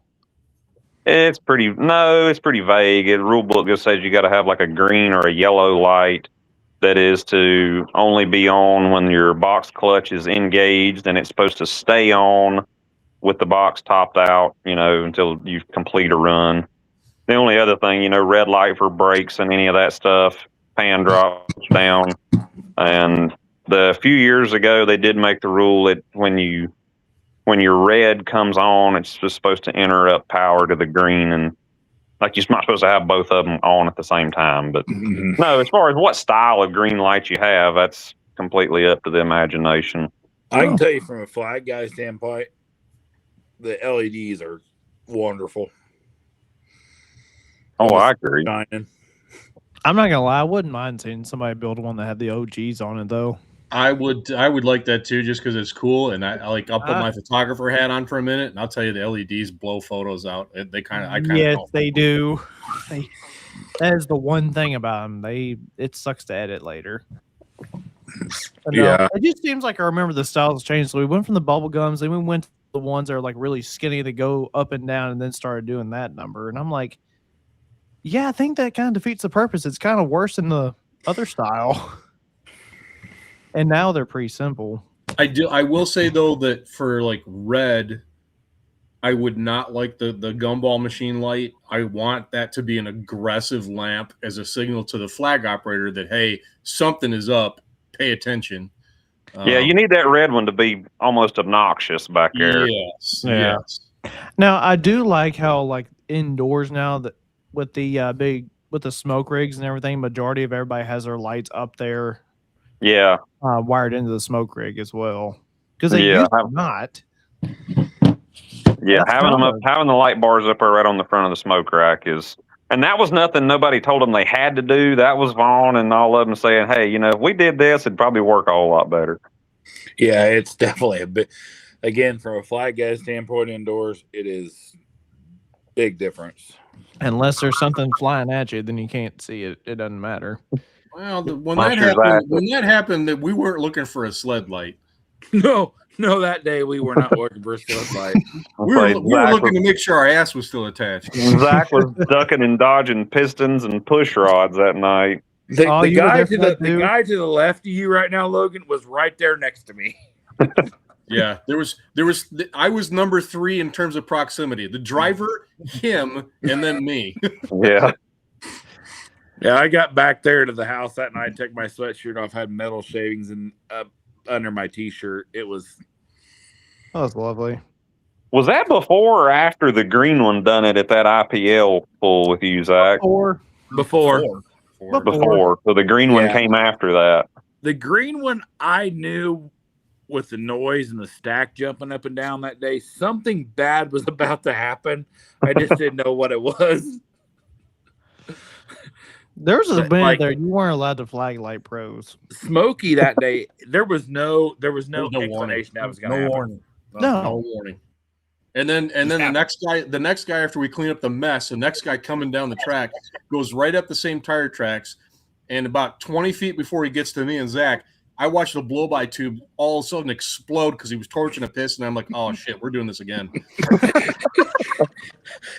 And then, I took a lot of shit on the internet because I pointed up to Matt and I seen he was okay, because we all know that 90% of the time we're going to be okay in the roll cage. Oh, yeah. Everybody's like, you told him to back up. No, dipshit. I didn't tell him to back up. I was making sure he was okay. The block was laying on the ground. He wasn't going to back up. You can't go anywhere. Like put in reverse takes on a whole new meaning there. You can't do it. Yeah, that was an interesting evening. Oh no! Probably the most freaky deal that whole deal that night was hearing the camshaft bounce off the cement floor. Oh yeah, like the echo of parts just raining down through the silence, and you just wonder like, when is this going to stop, and is everybody going to stand up when it's over? God, I'll never forget that thought. Mm-hmm. I remember the video. It just sounded like a shrapnel bomb went off inside a metal building. I felt the concussion in my chest of it come apart. The concussion in my chest, like the pressure when the thump of the blocks went. Oh, yeah, compression. Yeah, the compression wave, the cloud of oil, the explosion, the lifter that I took. That felt good. Oh, geez. Yeah. So Logan, I have one story I want you to tell. Oh no. The first time you ran the mini sled. Oh man. Because this story was told on another podcast like 5 years ago.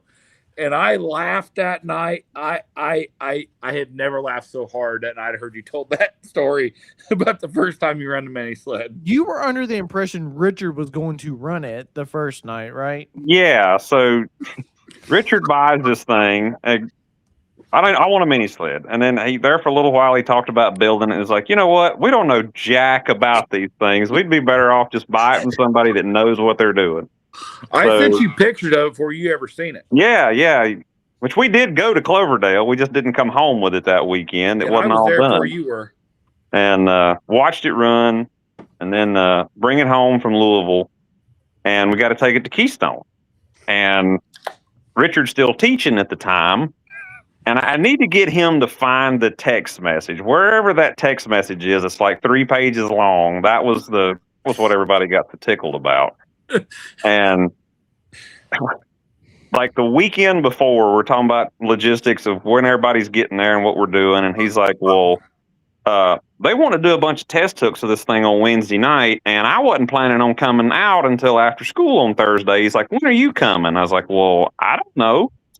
He says, well, I really need you to be there on Wednesday night for test hooks. And you mean to tell me you just wrote a whatever check for this thing, and you want me to be the crash dummy to get in this thing and pull indoors? Like, I've never even run a big one indoors, pull anything fast. Hang on, I have it. Hold on, he's about to send somebody. Yeah, if he can find that, then we'll just read it off.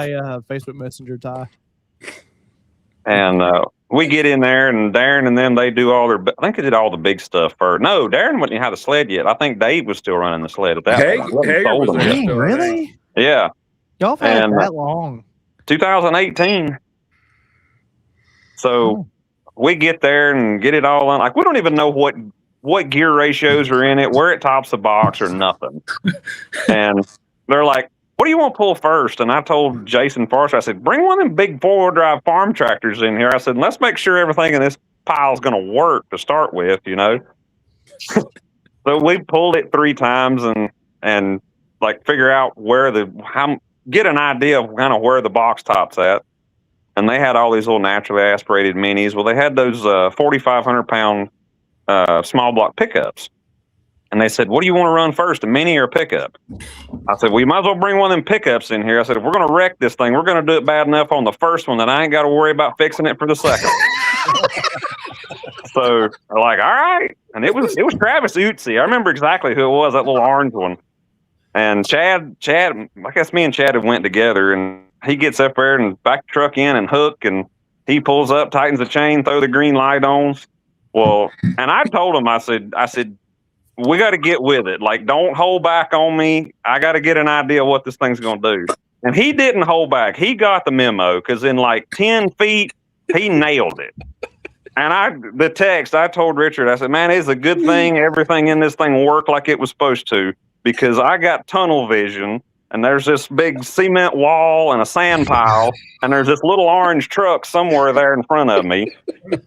And the weird thing, that little sled, like, you couldn't even feel the pan drop. When it pan dropped the first time, it didn't do anything to slow anything down. Oh, no.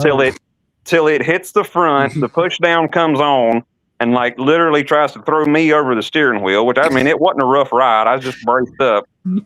But it just like drops anchor all at one time. And he stops, spins it in, and he's still probably like a truck length from the sand pile. And the text in that there was several adjectives used, but about like I think I held my breath the whole way down the track, and then we stopped, and it's like, oh, you know, like I can breathe again. It's like, and once I got the first one out of the way, I was like, all right, I can lighten this thing up now. We can get closer to the pile, and I backed up. And I don't know what I did, but we got them down there where they should be, and then pulled those comment, Shane, put that up. Chad Mackey's? Yeah.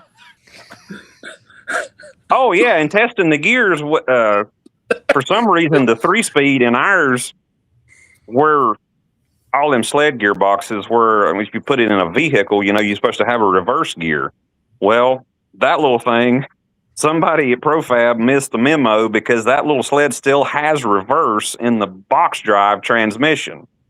Oh, no. I don't remember how we figured that out, but without destroying something. But how many chain links did you go through before you figured that one out? I'm still waiting on Ty to send me this book of text message. The first interview you did, I think there was something about rectum muscles tightened, and Yeah. Well, that's what I said. When I finished the run with that first one, I released and let the seat cushion back into its natural position.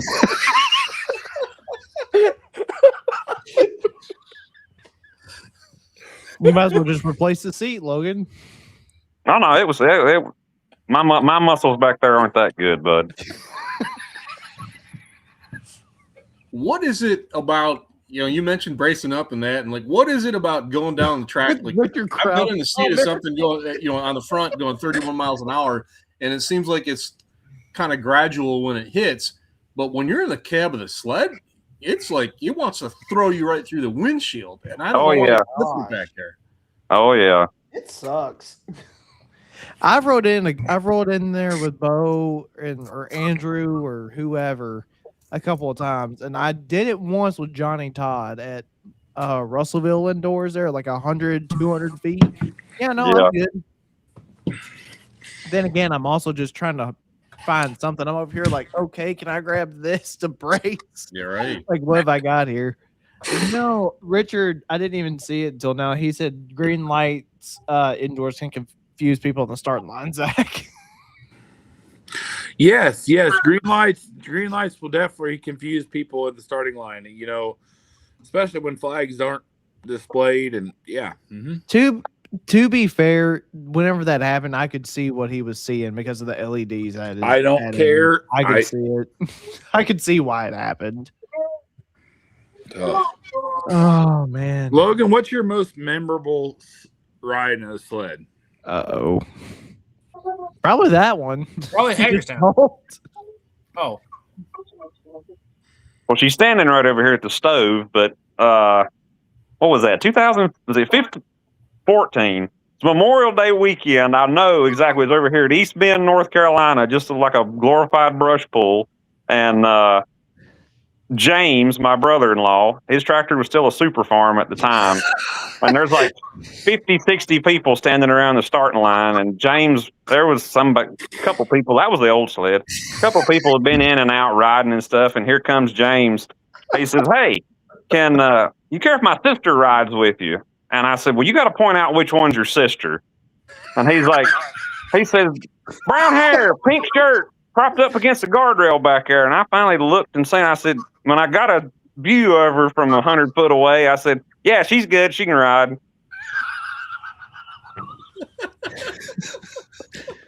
So, Logan, your boss just sent me the text message that you sent him. Oh, let's read it. Come on, Shane.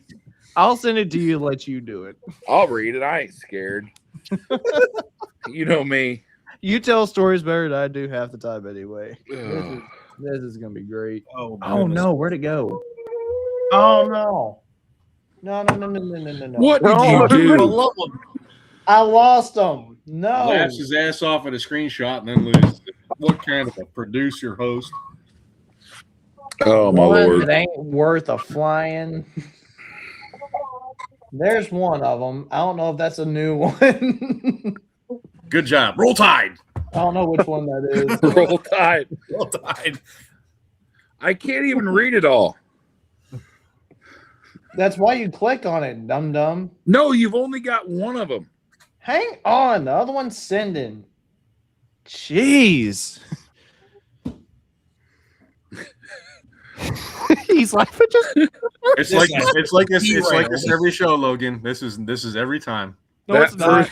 No, because this is too good. That first little truck hooked to me, and he's out about 30 feet. When he stood on the throttle, it was like being shot out of a cannon. My nuts felt like they crawled up into my stomach, and my asshole tightened so tight I couldn't drive a sewing needle with a jackhammer. Hey, Zach, breathe. The problem is, I've read this before. I couldn't even say, oh shit, I don't know how fast we actually got, but being in that building, looking at that damn sand pile coming up in a big fucking hurry that made it feel like 30 miles an hour. I couldn't feel the pan drop, really slow up and down, really slow us down but when the box top and the push down hit, it was like dropping an anchor. I'll go with the other message. Dropping it like dropping the first picture. It was like dropping an anchor. We come screeching about 20 foot from the sand. At which point, 3 things happened. My nuts released back into normal position. Jesus. Oh, no. Asshole release tension. I let out a big Ric Flair. Woohoo! That's the story I'd heard before. Oh, my jeez. The bad thing is I typed that night, and I don't know how many times I've been asked since then. And I don't know. I just shooting from the hip. I can't remember. Without somebody pulling it back up, I can't remember what all I had on there. Did you send that to Big? That's my question. Did you send that to Big? Probably at some point. Well, I guess that answers my question if Richard's watching this show or not. I can imagine Big's response to that. Oh, Lord. no. Oh, shit. So where you go next, Logan? Well, we got Greenville, Tennessee this weekend, and as long as everything's mechanically sound when we leave there, I'm just going to get in the truck and head west and go to Farley for the week, I guess. When do you come here? So Evansville, I was just looking at that earlier. Evansville is July the 24th. Mm-hmm. And then, of course, Goshen's after that. Oh, man.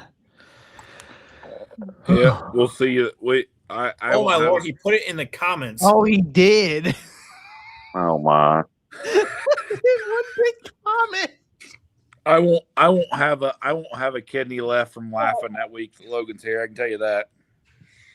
Oh, yeah. Now, Logan, I've seen you and Bo get going before.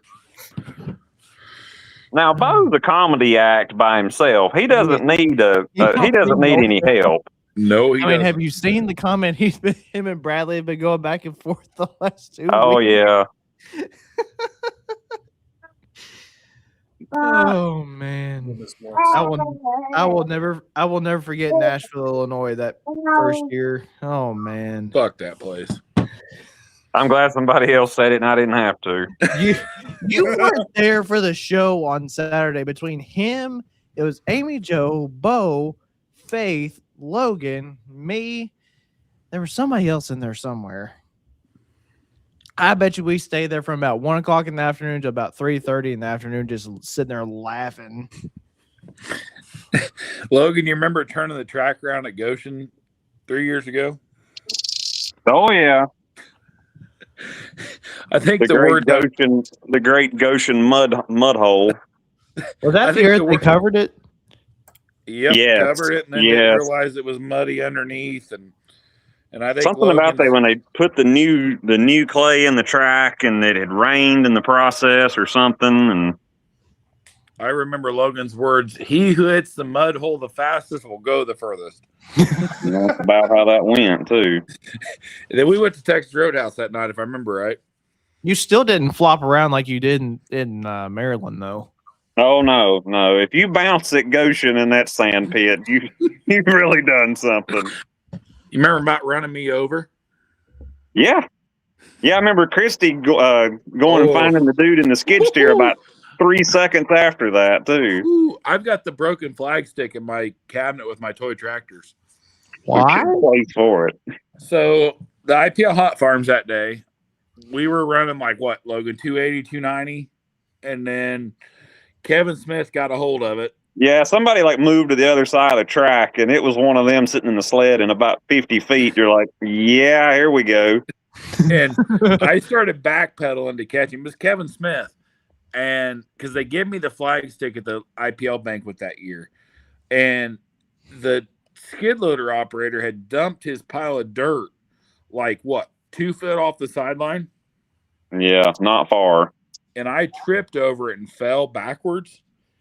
And all I seen was Logan's pan about halfway to the pivot out my left eye as I'm on the ground. Yeah.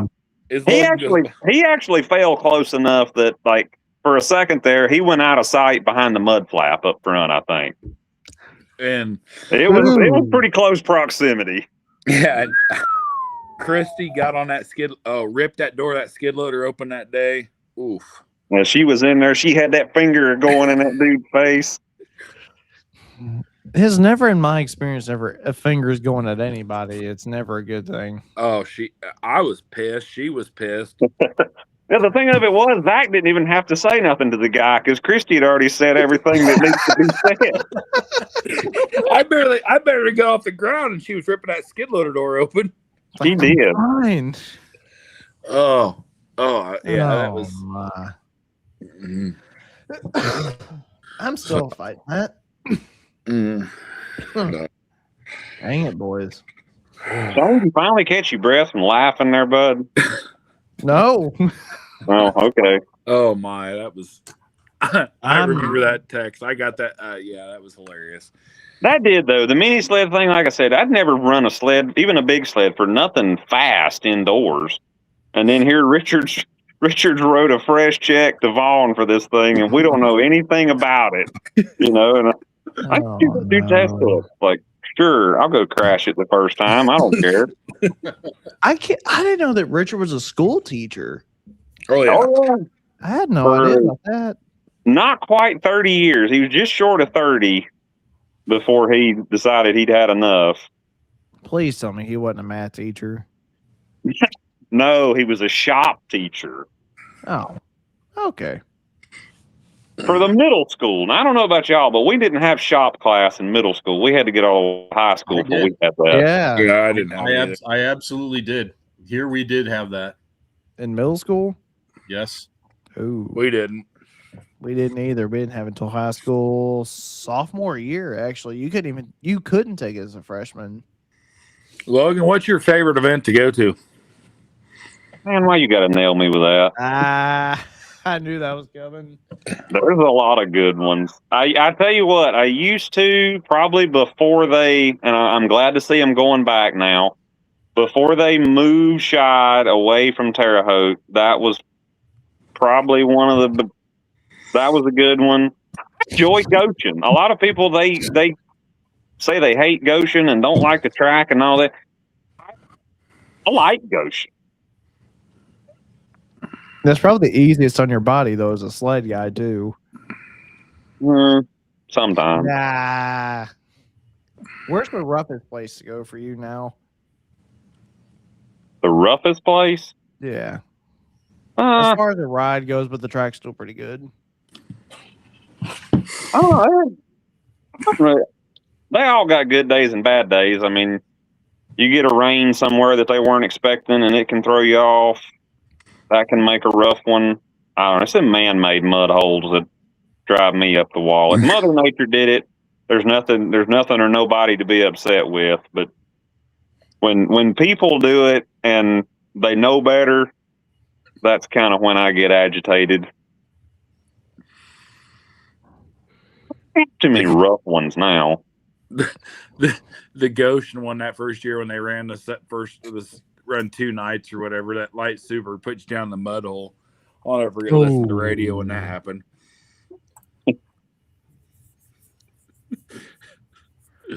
Logan's like, I choose to forget that one. Oh, he parked him right in the mud hole. Skid loader to push him out. It's a great time. Well, Zach, you remember we were pulling mods there one night, and for whatever reason, the track had got real valleyed out right down the middle, and you couldn't run the grandstand side because it was sloped towards the middle. And the middle was just like a mud trough just dead center down the track. Mm-hmm. Several of them had tried the high side and it'd pull you down. And then I think Austin Boyd or somebody takes off right dead center of the starting line and just buried it so bad. I remember it one-wheeled so bad, the right tire, and he spins it out. And the tractor actually leans over, looking down the rails. The tractor is leaned to the right. Mm-hmm. There's so much dirt. I even walked up the rails. You couldn't even see the hooks in the drawbar. Neither one of them. Nope. I can't pull him backwards. There's so much dirt, I can't push it forward.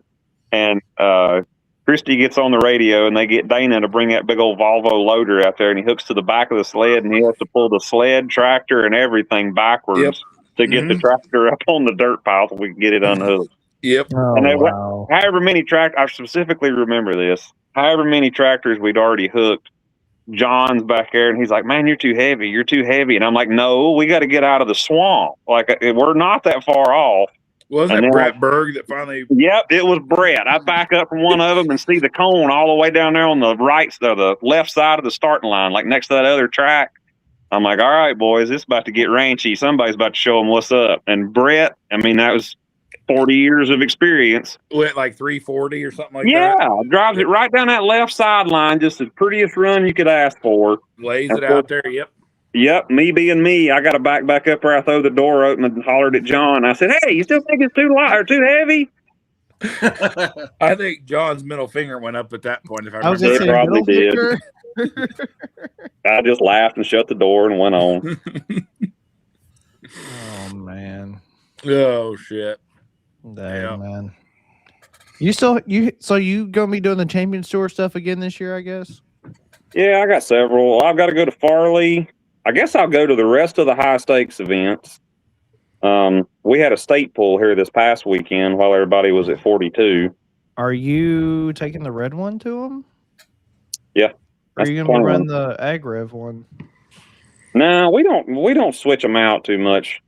The Agrev one will be, I don't know. When we go to Benson, we got to take both of those. So I mean, we'll run one and have the other one sitting for backup. I don't care. Like I've done this long enough. If Wes wants to get out there and ride in the gray one, he can have it. I'll run the mini sled and my one class a night, and I'll be fine. Sounds like you got to go to Benson earlier than you thought you did. Yeah. Has anybody ever been to Eastern North Carolina in July?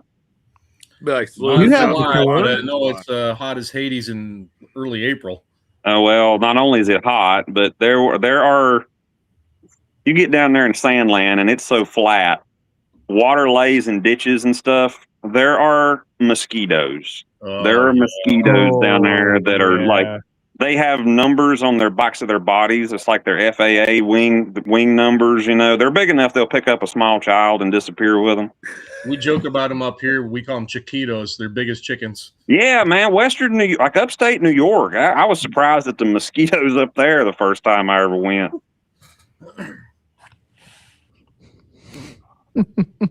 You remember that one, Richard, don't eat. Wait, so what's this Rick Hart one that he's got? I thought what?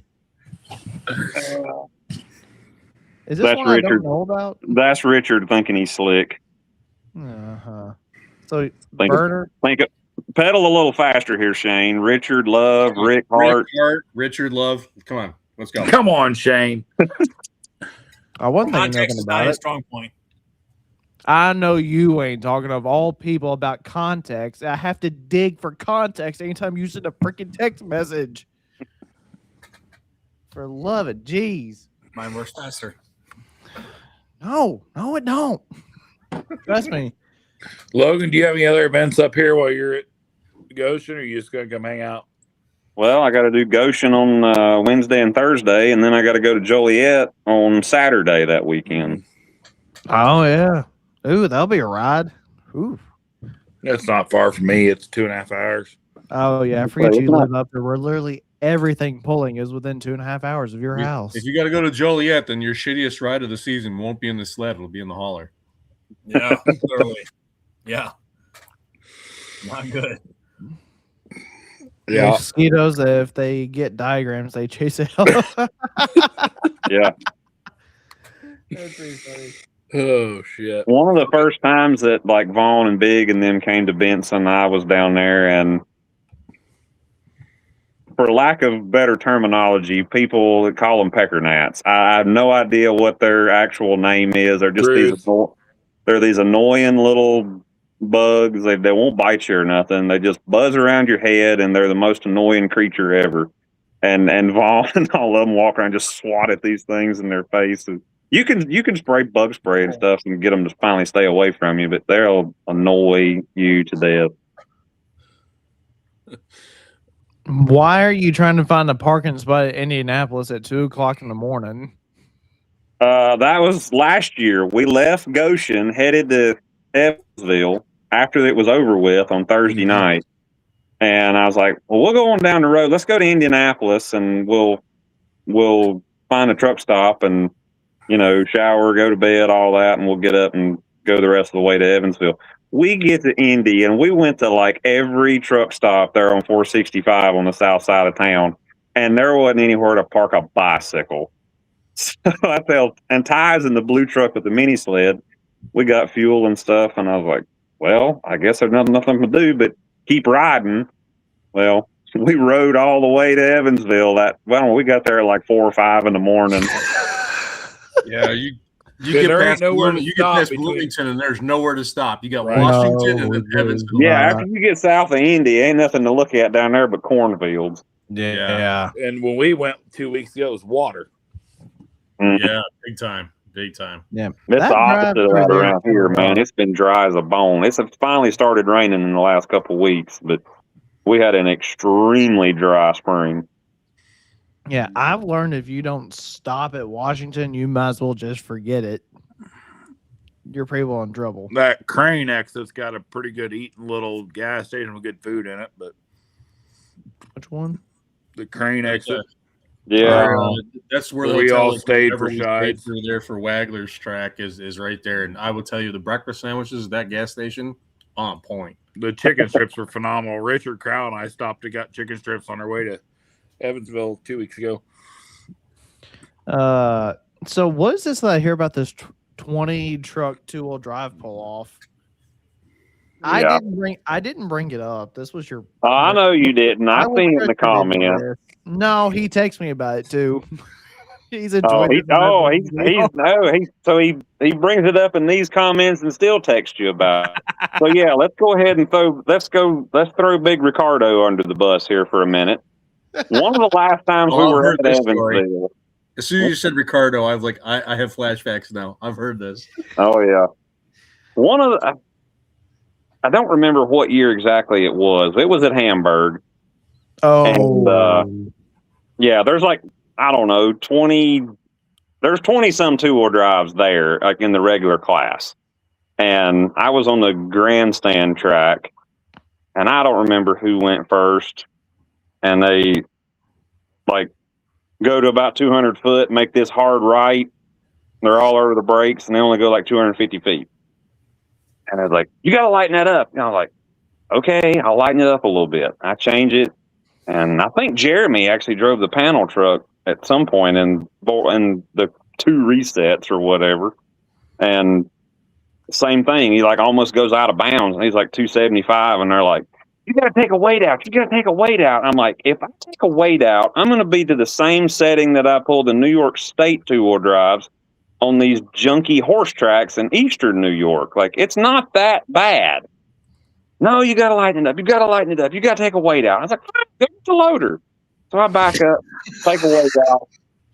The next one, we move over to like the left side of the track and get away from that drainage ditch on the right side that would always hold water. And then we're 310, 320. And then I specifically remember Crystal Wilson just blows it out the gate on that side. Only like the 3rd truck or something after the reset. Well, that just paves the highway. And if there was 25 trucks in the class that night, we put 20 in the pull-off. I mean, we got to going so fast, and it got so rough. Remember, Jared still had the Warrior Tracks wrap on the black truck there. I mean, he's front end 2 foot off the ground, and we're going out 350.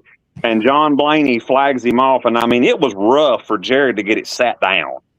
I mean, it was so light. We were just flying out the gate. And everyone that kept going out the end, I'd back up to the line, and John and Richard are over there on them big-ass bugs flying around me now, sitting on the porch. John and Richard both, every time I'd back up, they're looking and they're trying not to laugh, and they're just like making tally marks on their sheets, and they're pulling them out on the racetrack out in front of the grandstand, and they've all got their bodies up, and they're just stacking them over there on the racetrack between the pulling track and the grandstand. Well, we finally get through with that class, with the regular class, the qualifying round, as I called it. Throw the door open, and Richard, he's like, come here. I was like, I don't even want to talk to you. Just go away. Get out of my line of sight. I don't want to talk to you. And John, he's chewing on his tongue. He's like, all right, what do you want to do? I said, I want somebody to go get in that same loader, pick up that same weight that we just took out of this thing an hour ago, put it right back in the same hole we just took it out of, and we'll start the pull-off. And I'll never forget, Keith Long, he still had the Lucas Oil Racing TV wrap on that one truck of his. It was like red. He wins the pull-off at like 3:12 or something. Well, that's like throwing gas on a fire. That I got done, got out of the sled, and everybody's like, "What'd you do for the pull-off?" And I told them again with lots of adjectives in the mix there that I put it right back to the way I had it when we started the class 2.5 hours ago or whatever it was. And I load up, and Richard comes over there and like grabs a strap, and I said, "Don't touch that. Just go on. Just go to the motor home. Just go away. I don't need to talk to you tonight." I think I heard this story in a GMC Jimmy one night in North Carolina. Yeah, I think you did. Between Rudy's and Greensboro. Yep, that was it. Yep. With like 7 of us in a GMC Jimmy. Why? Yeah, we had that baby loaded up. We're not going there, Shane. We'll talk about that later. That poor GMC. We're not going there. Did we get rained out that night? Probably. No, it was like 17 trucks, and we finished. We all went to B-dubs, and then, if I remember right, Mayhill and I were in bed, and somebody knocked on our door. That's all I'm going to go. That's all the further we're going to go. Shane, the thing about idea. Shane, the thing about Rudy's is what happens at Piedmont stays at Piedmont. We weren't at Piedmont. Why are you at Piedmont? Piedmont Dragway is where they used to have the Rudy's diesel shows at. Yeah, we stayed. Was it a Best Western at Greensboro? Or not Greensboro? Where were we, Julian? Y'all were probably at Burlington. You were there with us? We were all there. Oh, that was in Burlington. Yeah, the Best Western at Burlington. I don't think it was the same year, but they kind of got to be a pretty good parking lot party out there on Thursday night. And one of Chad's buddies that used to always go around and help do track work, and I don't have a cap on right now, like I always do, but the more adult beverages that Brandon intook that night, if that's a word, his hat went from, that was like the drunkometer. It went from straight forward, and he finally got it turned 180 degrees. And when it got all the way around, I mean, he was tanked. And of course, all these guys and kids in these diesel trucks are coming in, and there are people sitting on the back of tailgates and stuff. And that's the same weekend. Yes, that was the same weekend. We had to change the tire on the car after somebody ran over a rock in the track after the show. But I won't say Brandon's last name, but when Brandon's hat had got turned all the way around backwards, they're hollering at all these kids coming in these trucks and stuff. Hey, go burn out. Well, next thing you know, here comes these 2 old women, and it was like a Buick or a Lincoln or something coming across, and Conley said, "Hey, do a burn out." Yells across the parking lot. Yeah, that night we were there. We went to B-dubs after the show because the show started like 7, got over like 8:30, if I remember right. Did the old ladies do a burnout in their car? No, they looked at us like we had 3 heads and kept driving. Yeah, we went to B-dubs and went to the hotel, and then I heard, we're just gonna stop there. Who knocked on your door? Was it him? Possibly. No. Yeah. There was a case of shine, a stop sign, and a hard ass. That was on the old single track that the stop sign got acquired. That was at the intersection there at Applebee's in Burlington. That poor GMC Jimmy that night. What was that fucker? That white? was a GMC Envoy. It was a white GMC Envoy, dude. Oh, was it? Yeah. There wasn't enough seats for all of us, I can tell you that. All I remember is no, because it did not have the 3rd row seat, and there was like 7 of us in there. Ray was on my lap, or I was on Ray's lap. One of the two. Yeah. I don't remember how Ray Glass, not the Ray you're thinking of. I'm like, oh no. Oh, well, Zach, you remember of y'all in this thing? Do what, Logan? I was going to ask Zach if he remembered. I was at Terre Haute one year. That was Thursday night. We made our annual Texas Roadhouse trip Thursday night, and then somehow or another we all ended up going across town to West Terre Haute. I don't think I was there on Thursday night that year. I think we came back on Friday morning, if I remember right. Okay, I couldn't remember if you. I know there was. I know W.T. Miller was involved. WT was Mayhill. there. Mayhill was there, but I think we came down on Friday. We came down on Friday morning, if I remember right. Oh no. 4-lane highway. Shane, you need to have a weekend with us sometime. I don't know if I want to. If there's stop signs and hard hats acquired. Oh, That's only the parts that we admit to. It's like that's pretty minor. That's only stuff you can say on live, man. This is minor. Yeah. Trying Once to we- run up a once we- 4-lane highway with the carrying a stop sign attached to the pole. Yeah, the funny thing was that was on the old single track at Rudy's before they built the stadium deal like they had in later years there. Yeah. And the stop sign that somehow got acquired from Applebee's the Friday night, next thing we know, they're fixing the track and they take us. What are you doing with the skid steer at the end of the track? Well, somebody stands it up right there at the end of the track, at the end of that drainage ditch, and took the skid steer bucket and put on top of the post and pushed it down in the ground. So we had a stop sign at the end of the track. I'm pretty sure that was before any of the PPL sanctioned stuff. It was just they were the first ones in this part of the country to throw out some serious money. And I mean, like, that's before we had super stock trucks. It was like work stock and hot street and the old 2.6 and 2.8 classes and stuff. If I That was remember way right, back in the day. The old 2.8 was something else, man. All the fussing and fighting that used to happen with that. Oh, yeah. if I remember right, that year that Chad and I came out there, that was the first time 3.6 had ran on a PPL schedule, if I remember right. It might have been. Because nobody, they were on cut tires, and I remember, I think that was the first time 3.6 had ran. Okay. And, Chad and I had a long night before, long night. You No, say it ain't so. long night. What? You said you and Mayhill had a long night. I said, say it ain't so. It was from driving, okay? Uh-huh. Right. We'll go with that. Everybody watching this show, if y'all haven't already, too, make sure you like it and share it because, I mean, why not at this point? Ryder, quit. Shane, your dog's barking over here. We're an hour and 47 minutes in, and now you finally remember to drop the like, share, and subscribe. What a host. The views keep going up the later we go. So, you know what? Almanac After Dark, buddy. Oh, man. Yeah, we left that pole tonight, went to B-Dubs, was like, I'm going to bed. We didn't go to bed. Nope. Yeah. We normally say we're going to bed at one of Clint Tucker's winter polls, too, and that normally don't happen. This was a little more Western than Clint Tucker. That's my experience is at Tucker's, though. One thing I like Tucker and that whole crowd at Nashville. That 1 year is really the only time I guess I really got to work with him that much. I've never been to one of his indoor deals. He wasn't even on your side either. You had John on your side. Him and Bo were over here on the other side. Yeah. That was the first place I'd ever seen a mini rod not move a sled, smoke the tires like a Top Fuel dragster, and leave black burnout marks on dirt. Yep. That was the first.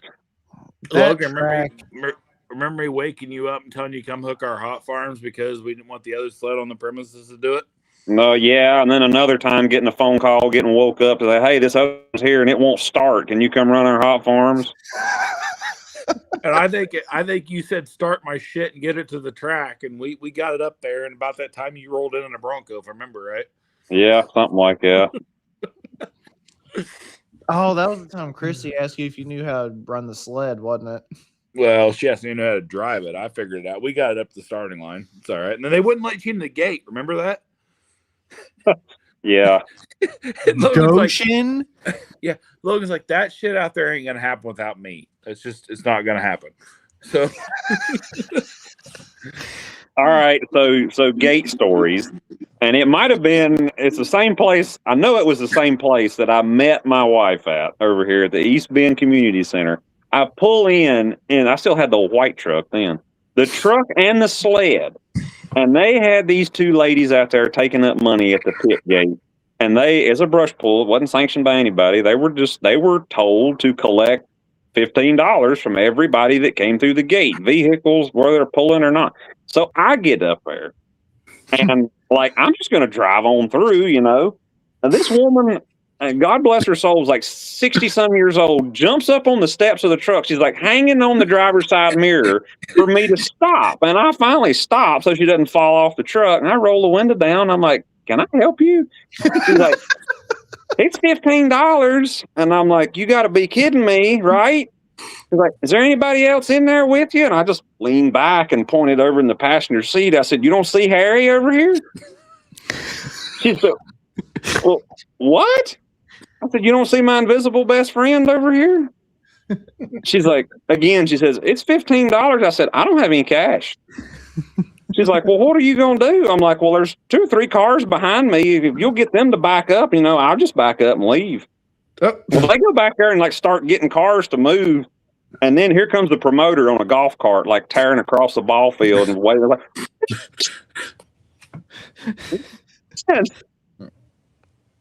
I was going to back up and leave. I was just going to circle the block and come back. We were somewhere in Ohio one night, and Steven Singer had to slide there, and him and Christy went out and got food, and they would not let them back in.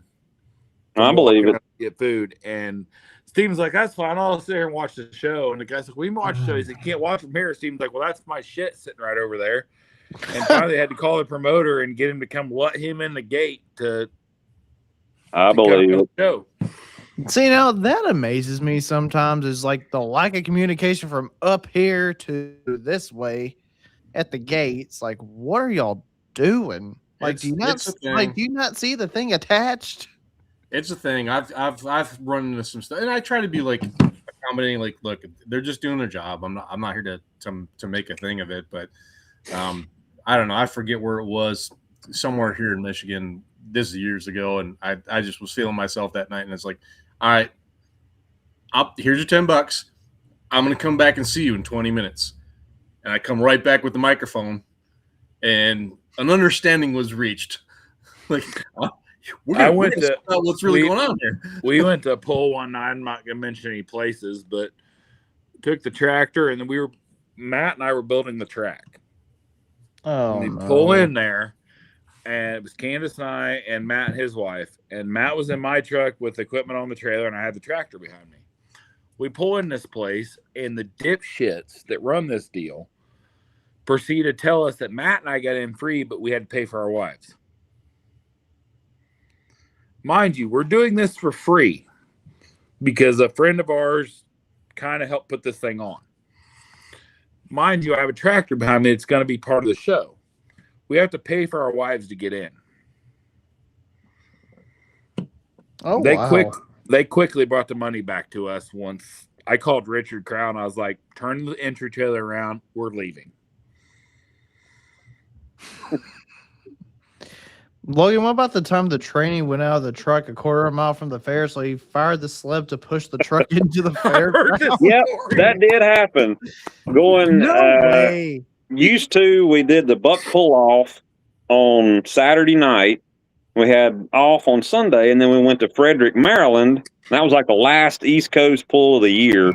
Was at Frederick on Monday night, and it was me and Ray took both sleds, and Andy, the hook guy from the buck, he was riding with me, and he works for PennDOT, Pennsylvania. He's a low boy guy up there. He was riding with me, and we're going down 15 there, and I got to going through the gears and stuff, and I said, something in this truck ain't right. You could, if you flip the splitter for as a 13 speed, and you got in like high gear over there and flip the splitter forward for the sure enough big gear, the shifter would like bump forward, and it was making this god awful racket. So you had to keep it flipped back and direct. And I said, something in his transmission is not happy. Well, we get off the exit there and loop around, and of course the fair traffic's backed up. Well, I go to what I thought was neutral, what's supposed to be neutral, and go to let off on the clutch, and the truck stalls out and stops. I look at Andy. I said, this ain't good, bud. Like, what are we going to do? Like, and literally, we're like a quarter mile or so from turning into the fair gate. I'm like, well, you got a CDL. Hop over here, start the truck, and just hold the clutch in, or mess with it and see if you can actually get it into neutral.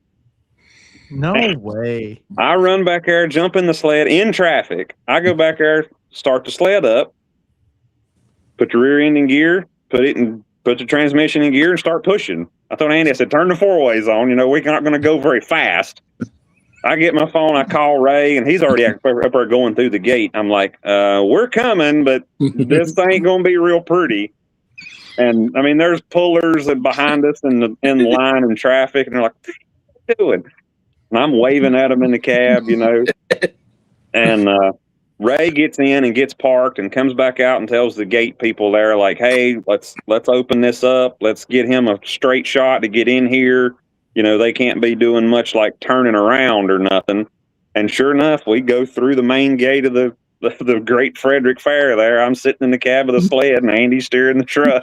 We just go right into the pits and park behind the stage. Oh, wow. I've heard that story before.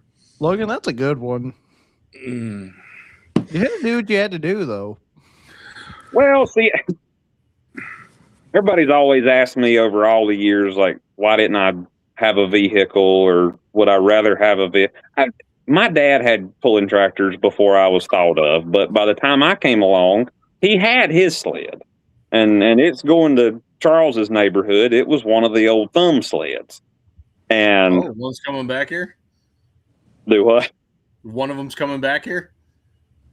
It might be. I don't know. It's not his anymore. But I grew up with that thing, and it was, I mean, he did a lot of stuff with it back in those days. And I remember as a little kid, Daddy'd get somewhere, and he'd get it high-centered and get stuck. Well, I wasn't old enough to do anything, but just sit over there and look, you know.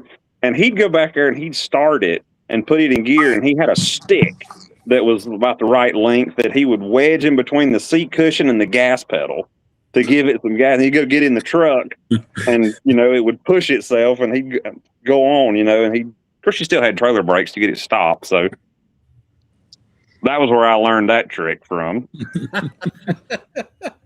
And that thing, I mean, it was, by the time I got old enough to run it, he didn't do much with it anymore. He did 2 or 3 pulls a year and didn't do much maintenance. And you'd go do a pull, and it wasn't a matter of if it was going to break, it was when it was going to break. And so I learned how to run a sled with just waiting for something to fly all to pieces. And I was taught from the first day pulling antiques and stuff to ride with one hand on the box brake, because it was old school. The rails went uphill, and if something broke in the driveline, the box is coming back to you. So the first thing you did was pull that hand valve and lock the brakes, then worry about everything else. You know, get the box locked down on the rails.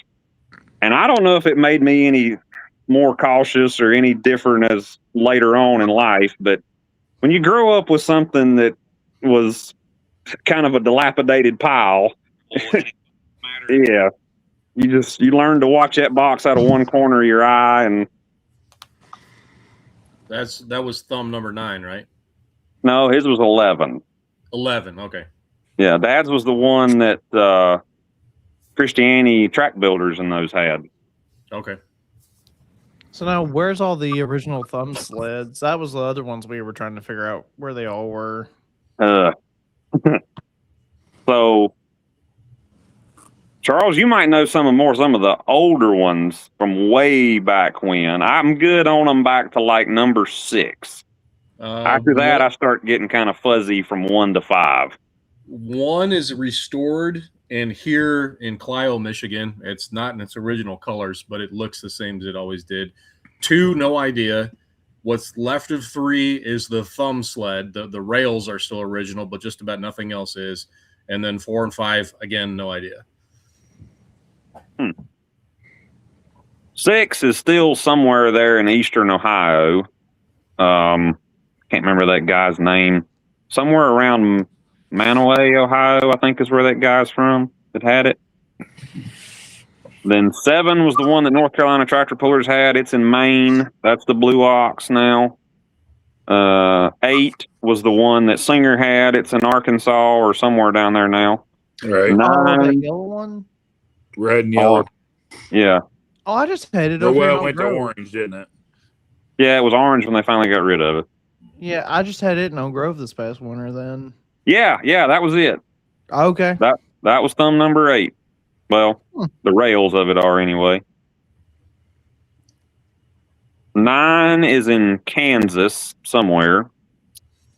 10 was the mini sled. It's in New Hampshire. 11 was the one Dad had. 12 is that was the Bushwhacker sled, and it's in West Virginia somewhere now. Somebody added an old tractor cab to it. There was no 13, and 14, the last one, was the flat one, and that's in Ontario. Allison Pepper's got that one. Yep. Okay. Dang, that's a lot of sleds Mm-hmm. from one person.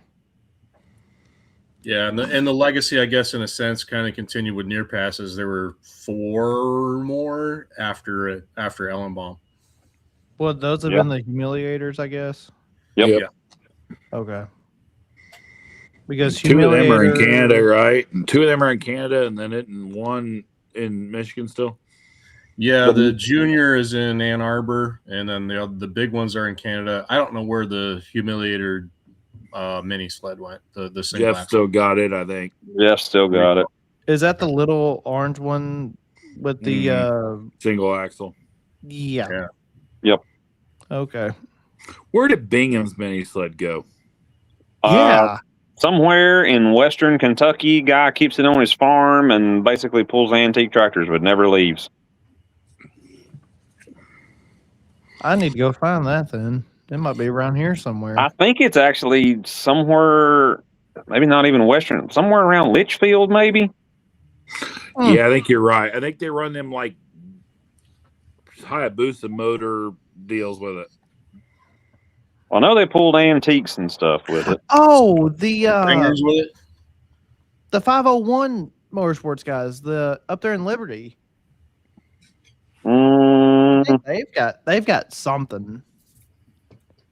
For some reason, I want to say that guy's name's Aubrey James or something that might have had that mini sled. Hang on, I'll look. 501. Because they have a pull like every weekend if it don't rain. Yeah.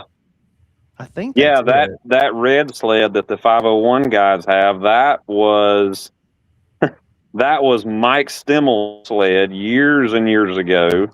And then it came to North Carolina with Brent Adkins and Southern Truck and Tractor Pullers. They're the ones put the cab on it. And then it went to Greg Lassetto in Kansas, and he sold it to the 501 guys. Stimmel's stump. Where's that thing at? Has Josh still got it? Yeah. Him and Mike still have it. I was curious. The stimulator. The stimulator. Whatever happened to the old Otwell Ruriton sled?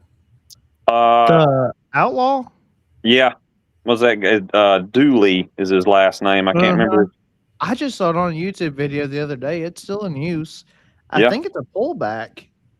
No, it's self-propelled, but is it? Or it's supposed to be anyway. Last I heard, it was for sale. Yeah. There's a rumor that somebody had a brand new Bower built down here in my area, but we've never been able to figure out who it was. I'm looking through all their stuff. All I see is the old looking red sled. They call it Little Jack. Yeah, There's so many. The mini. I don't see any of the little small sleds. How many sleds are in the United States, Logan? Do you know? Oh gosh. Zimmer, what did Zimmer say? How many is registered with the sled associations? Like 180 some. But I mean, that's garden tractor sleds all the way up to level 8s. How many level 8s are there? There's about 65.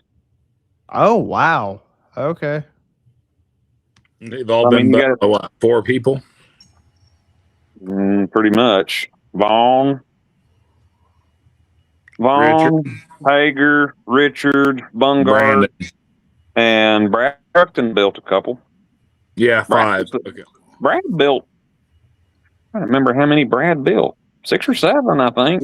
What? Yeah, I year was gonna say was it? there's Anybody a else? few. I think it's 7 he built. Brandon. I Is think that the this one? newest one of Brandon is number 16. I think for him. Yeah, because I think let's see, Bo and Andrews. Those are the only two old Bungart ones that they have, right? No, they still got the. Well, now the purple one, the Bo and them's. Now that was Vaughn's OG green sled. Or, excuse me, not green. That was the first purple sled. I'm sorry, that was built in '99 because that's what Brandon. That was the first one Brandon and Donnie bought. That was the very first X Factor. Oh, I forgot Ricky Krause. I'm sorry. That's 6 builders. Oh, Kraus built his own. Yeah. Okay. Yeah, he only I guess bought one, and then he built the rest of them after that. I guess if we're going to talk builders, then we got to add Near Pass because they built the last of those. Yeah, That was the Danny built the last few of theirs. Mm-hmm. I'd be curious to know the history of this one right here. I mean, Johnny Peterson's is a level 8 sled, and I mean he built it. What about the guy out there in You mean Johnny Colorado? Peterson, Iron Horse? Yeah. That's The now Lovix have that now. Yeah, Lovix has got it now. Wonder what this one is. See, that right there is why I wish Bo would have got. Oh, he Tell froze. you about that one there. What'd you say? That sled you got the picture of there is why I wish Bo would have got on here. He could probably tell you more about that one. That's an oldie McGoody, I think. Just saying. How many no, the NSPA sled out there that they've got out there in Colorado, is that an old Bauer too? Yeah. Yeah, Kyle Lay is that boy's name. That was the very first green sled of Vaughn's with a cab on it. It was a 2005 or so when that sled was built. Telling you, these old sleds don't die. They just get moved around. Don't. No, but will they all have to eventually go to the bigger pan style like you guys are running now? You think? No. You're Okay. pulling, if you're going to pull 4-wheel drive trucks and 4-wheel drives, 2-wheel drives, Super Farm, Light Limited Pro stuff, no, you can take them older style sleds and do that stuff all day long and never think about it. Do we know how many Vaughn's built? Ugh. Ooh. Yeah, I'd have to. Well, hang on. I may have to go off screen here, but hang on. I don't know how this will work. Worst comes to worst, I'll ask him Friday. That too. Yeah, he definitely got his web browser because he's just frozen. No, I didn't know that the purple one that Bo's got's the OG. Like that was my favorite sled design iron, man. That's kind of kind of awesome, actually. I know they've got more than this. Just this sled. I think, dang it. There's a lot of weight. Get you back here. There you are. All right. I think by the list I got here, I think Vaughn has built, 27 big ones. And that's from the IHRA sled that was a 92 model or something to that nature. It's old, I know that. The IHRA sled all the way up to the big black sled. There's 28s in the works, right? And that's what I hear. Mm-hmm. So now Bo's also got a sled sitting around there that he don't use, isn't it? Yeah, that was Roger. That was Roger and Ray Lowry's original downhill express sled. Cut that thing up, please. Isn't it? Doesn't it be a piece of history now? Pretty much. Apparently not a favorable one. That's all it needs to be, is in a museum somewhere. That's good for pulling farm stocks and stuff. Oh yeah. Didn't they just now take away on the original Heartbreaker? It can't do. It just now took away being able to do pro stocks on it, didn't it? Yeah, in the last is it last year or year before they finally made it to where they took the true 10,000 pound open charger pro stocks away from a level 7 and moved them up to a level 8. Because a few years ago there was discussion at the sled meetings about taking the pro stocks away, and the argument at the time was like, well, what pro stocks are we talking about? Are we talking about the outlaw pro stocks or the NTPA PPL pro stocks? Well, now that 5.0 is its true definitive own class, 5.0 is the limit now on a level 7. So where does light pro fall on the sled like that? Less than 5.0. Okay, I was genuinely curious. Is that determined by weight or is that determined by power?